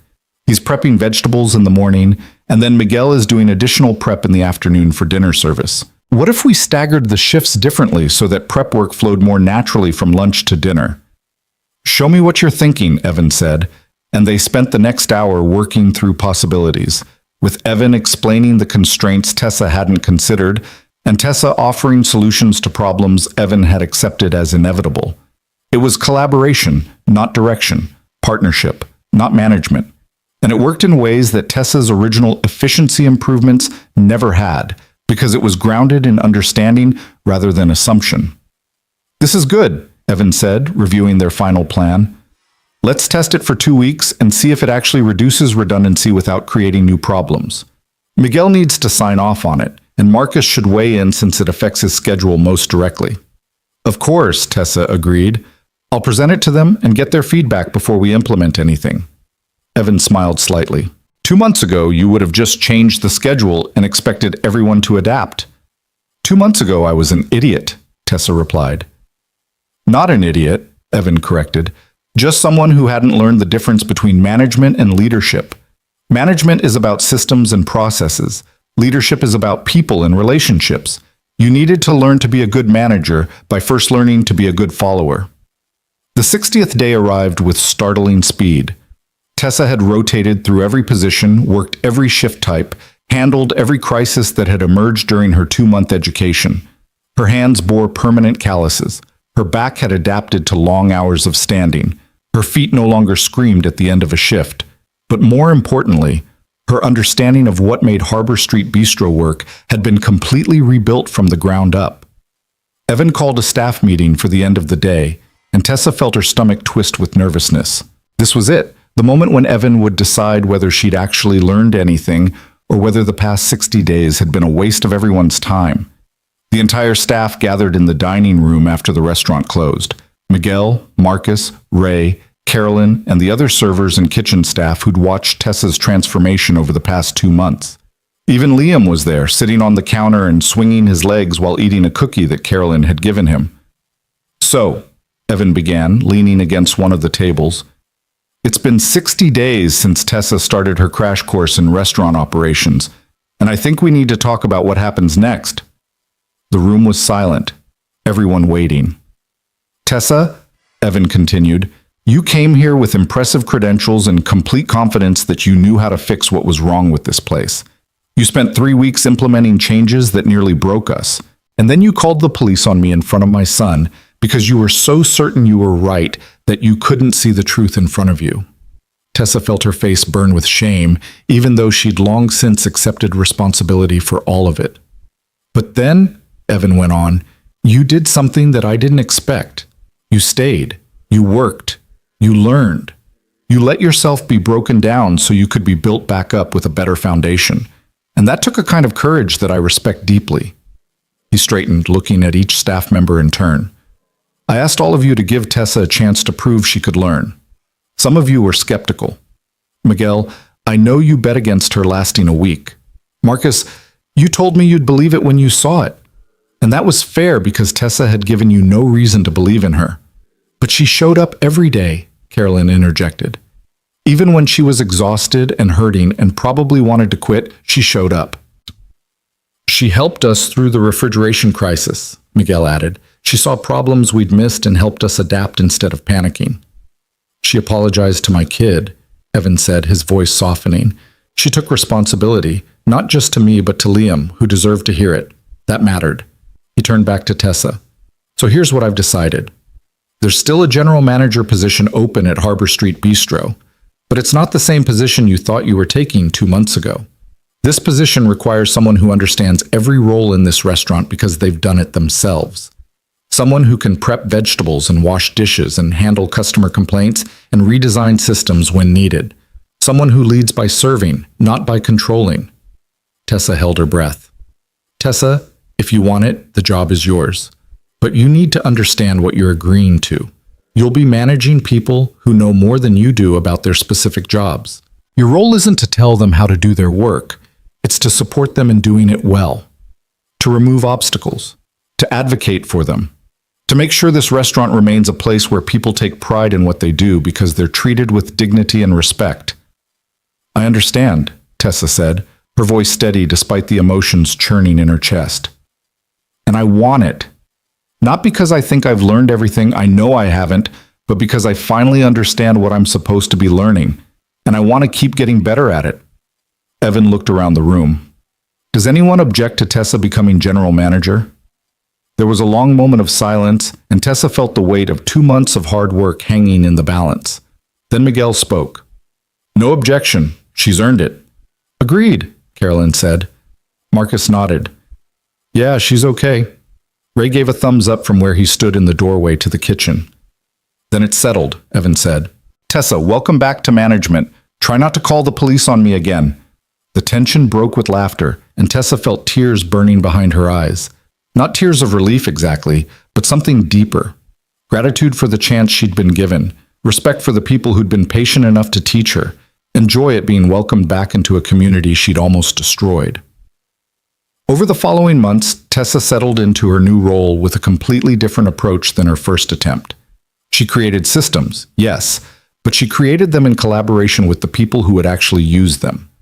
She improved efficiency, but she measured that efficiency in terms of quality of work life, not just productivity metrics. She made changes, But she made them slowly, with buy-in from everyone affected. The restaurant thrived, not because of dramatic innovations or revolutionary changes, but because everyone working there felt valued and supported. Staff turnover, which had been starting to creep up during Tessa's first 3 weeks, dropped to nearly zero. The quality of service improved because people took pride in their work rather than just following procedures. And customers noticed the difference. They could feel the warmth in the space, the genuine care that went into every interaction. One evening, about 6 months after her reinstatement, Tessa was working the floor during dinner service when she noticed an older woman sitting alone at a corner table. The woman had ordered the chicken special, but was now staring at it with an expression of such profound sadness that Tessa stopped what she was doing and approached gently. "Is everything all right with your meal?" Tessa asked softly. The woman looked up, her eyes wet with tears. "The food is perfect. It's just my husband and I used to come here every month for our anniversary dinner. He passed away 3 months ago, and I thought I could handle coming alone, but—" She trailed off, unable to finish. Tessa could have offered to box the meal, could have brought the check quickly to end the woman's discomfort. That would have been efficient, but she'd learned that efficiency wasn't always the right goal. Instead, Tessa pulled out the chair across from the woman and sat down. "Would you like to tell me about him?" The woman's face crumpled with gratitude, and for the next 20 minutes, Tessa listened as she shared stories about her late husband, their first date, their wedding, their 53 years together. She listened without rushing, without checking her watch, without thinking about the other tables that needed attention. She just listened because that was what this moment required. When the woman finally finished her meal and prepared to leave, she squeezed Tessa's hand. "Thank you. You didn't have to do that." "Yes, I did," Tessa replied. "This is what we're here for, not just to serve food, but to take care of people." She watched the woman leave, feeling the weight of that interaction settle into her understanding of what her job actually was. This was what Evan had been trying to teach her. This was what the past 6 months had been about. Not systems or efficiency or productivity, but the fundamental truth that everything, absolutely everything, came down to how you treated people. Evan had been watching from the kitchen window, and when Tessa returned to check on the other tables, he caught her eye and nodded with approval that needed no words. Later that evening, after the restaurant had closed and the staff had finished cleaning, Tessa found herself alone with Evan in the quiet kitchen. They were doing the final check of the stations, making sure everything was ready for the next day's opening. "Can I ask you something?" Tessa said as she wiped down the prep counter. "That first night when I called the police, you could have told me who you were at any point. You could have stopped it before it got that far. Why didn't you?" Evan was quiet for a moment, organizing the dry storage with the methodical care he brought to everything. "Do you remember what I told you about Rebecca's student? The one who learned kindness by being given responsibility for it?" "Yes." "I was that kid," Evan said. "Not literally, but that story was about me. When I was 14, I was angry at the world. My dad had left, my mom was working 3 jobs, and I was taking that anger out on everyone around me. I was heading towards serious trouble." He closed the storage cabinet and turned to face her. "Then I met a teacher, Mr. Harrison, 11th grade English, who saw something in me that I didn't see in myself. He didn't punish me or lecture me or try to control my anger. Instead, he gave me responsibility. He made me his teaching assistant, put me in charge of helping younger students who were struggling. And something about being responsible for others, about having people depend on me, changed everything." Tessa listened, understanding beginning to dawn. "That night when you called the police, I could have stopped it," Evan continued. "I could have revealed who I was and made you look foolish. But I realized that you were like me at 14, so certain you were right, so focused on your own perspective that you couldn't see anything else. And the only way you were going to learn was by crashing into the consequences of that certainty hard enough that you couldn't ignore them anymore. That's why you gave me responsibility instead of just firing me," Tessa said. "You made me responsible for understanding the people I'd hurt." "Exactly," Evan confirmed. "I gave you the chance to become better by making you accountable for what better actually looked like. And you surprised me. You took that chance seriously. You did the work, even when it was hard and humiliating and everything in you probably wanted to quit." "I almost did quit," Tessa admitted. About a dozen times, actually. The only thing that kept me coming back was the fact that you believed I could learn, and I didn't want to prove you wrong. Rebecca would have liked you, Evan said quietly. She always believed that people could change if you gave them the right reasons and the right support. She would have said that what happened that night with the police wasn't a mistake. It was necessary. Because sometimes we need to be broken before we can be remade into something better. They finished the closing routine in comfortable silence, and Tessa realized that this quiet partnership in making sure everything was ready for tomorrow was what leadership actually looked like. Not grand gestures or dramatic moments, but showing up consistently, taking care of the details, making sure the people depending on you had what they needed to do their jobs well. As they prepared to leave, Liam burst through from the office where he'd been doing homework. "Dad, I finished. Can we go get ice cream?" "It's 9 o'clock, buddy. That's pretty late for ice cream." "But we haven't gone in forever," Liam pleaded. Then he turned to Tessa. "You should come too. Dad always gets boring vanilla, but I get chocolate peanut butter and it's way better." Tessa glanced at Evan, unsure if the invitation was genuine or just childish enthusiasm. But Evan was smiling, a real smile, open and warm, and he nodded. "Come on, we can spare 20 minutes for ice cream." So Tessa found herself in a booth at the ice cream shop down the street, listening to Liam chatter about his upcoming soccer game while Evan ate his boring vanilla, and she tried the chocolate peanut butter that Liam insisted was superior. And somewhere in that ordinary moment, in the laughter and the ice cream and the easy companionship, Tessa realized that she'd found something she hadn't even known she was looking for. She'd found a community, a family, built not on blood or obligation, but on shared experience and mutual respect and the willingness to show up for each other consistently, even when it was hard, especially when it was hard. "What are you smiling about?" Liam asked, noticing her expression. "Just thinking about how lucky I am," Tessa said honestly. "That's good," Liam replied with the wisdom of children. "My mom used to say that when you know you're lucky, you should hold on to it tight and not mess it up." "Smart advice," Tessa agreed. "I'll try to remember that." They finished their ice cream and walked back to the parking lot where their cars waited. Evan loaded Liam into the back seat of his ancient sedan, the boy already half asleep, exhausted from his day. "Thank you," Tessa said to Evan before they parted ways. "For everything. For the chance, for the lessons, for believing I could be better than I was." "Thank you for proving me right," Evan replied. "It doesn't always work out that way, but when it does, it makes everything worth it." He drove off into the night, and Tessa stood in the parking lot for a moment, looking up at the stars and thinking about the journey that had brought her here. From arrogant certainty to crushing failure to hard-won understanding. From thinking she knew everything to discovering she knew nothing to slowly, painfully learning what actually mattered. She thought about the police lights painting the kitchen walls in red and blue, about Liam's terrified face and the cold metal of handcuffs that had never quite closed around Evan's wrists, about the moment when everything she'd believed about herself had shattered, and the long, difficult work of building something better from the pieces. And she thought about tomorrow, when she'd show up at 6 a.m. for the delivery truck, when she'd work alongside people who'd become her friends and her teachers, when she'd continue learning how to lead by serving rather than controlling, how to build systems that supported people rather than constrained them, how to measure success not in productivity metrics, but in the dignity and joy people found in their work. It wouldn't always be easy. There would be new challenges, new mistakes, new lessons to learn. But Tessa finally understood that this was the work, not reaching some final destination of perfection, but showing up every day to try to do slightly better than you did the day before. Harbor Street Bistro had survived tragedy and near collapse. It had endured Tessa's well-intentioned destruction and her subsequent redemption. And it would continue, as all truly good things do, not because it was perfect, but because the people who cared for it showed up consistently, tried earnestly, and treated each other with the dignity that all human beings deserve.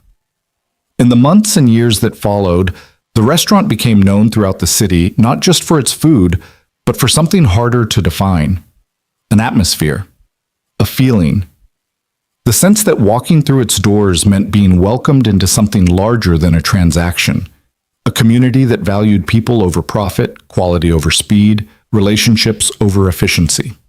Customers noticed it in the way servers genuinely cared about their experience, in the way kitchen staff took pride in every dish, in the way management decisions balanced business needs with human dignity. They noticed it, and they kept coming back, and they told others. And slowly Harbor Street Bistro became something rare and precious, a place where everyone, from the owner to the dishwasher to the customers themselves, felt like they mattered. And at the center of it all stood Evan Cole, who'd lost everything and rebuilt it better. Who'd hidden his identity to learn truth. Who'd offered second chances when punishment would have been easier. Who'd taught through example that the measure of leadership isn't control or authority, but the willingness to serve those you lead with consistency, patience, and grace. Years later, when people asked Tessa about the turning point in her career, about the moment when she transformed from a competent manager into a true leader, she never told them about her MBA or her professional training or her carefully crafted systems.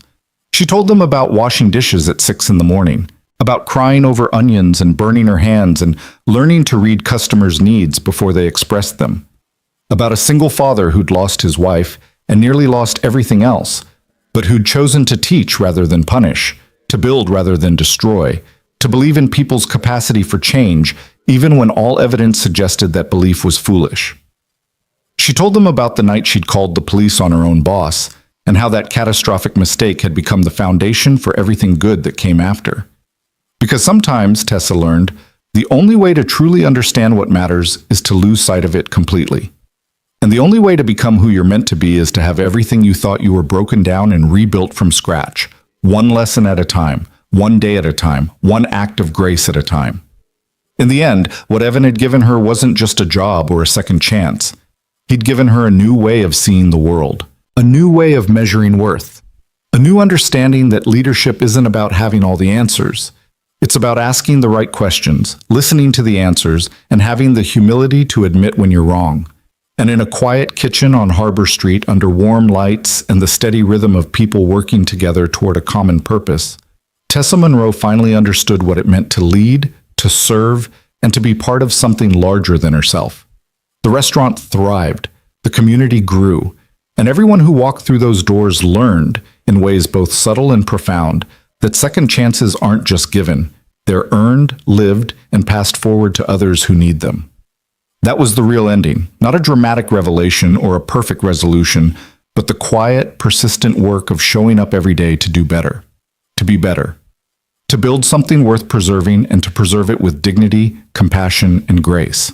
And somewhere in heaven, Rebecca Cole smiled, knowing that her husband had learned her lesson well, that people can change when you give them responsibility for something that matters, when you believe in them even when they don't believe in themselves, and when you understand that the point of breaking someone down isn't cruelty. It's giving them the chance to rebuild themselves into something stronger, wiser, and more fully human than they were before.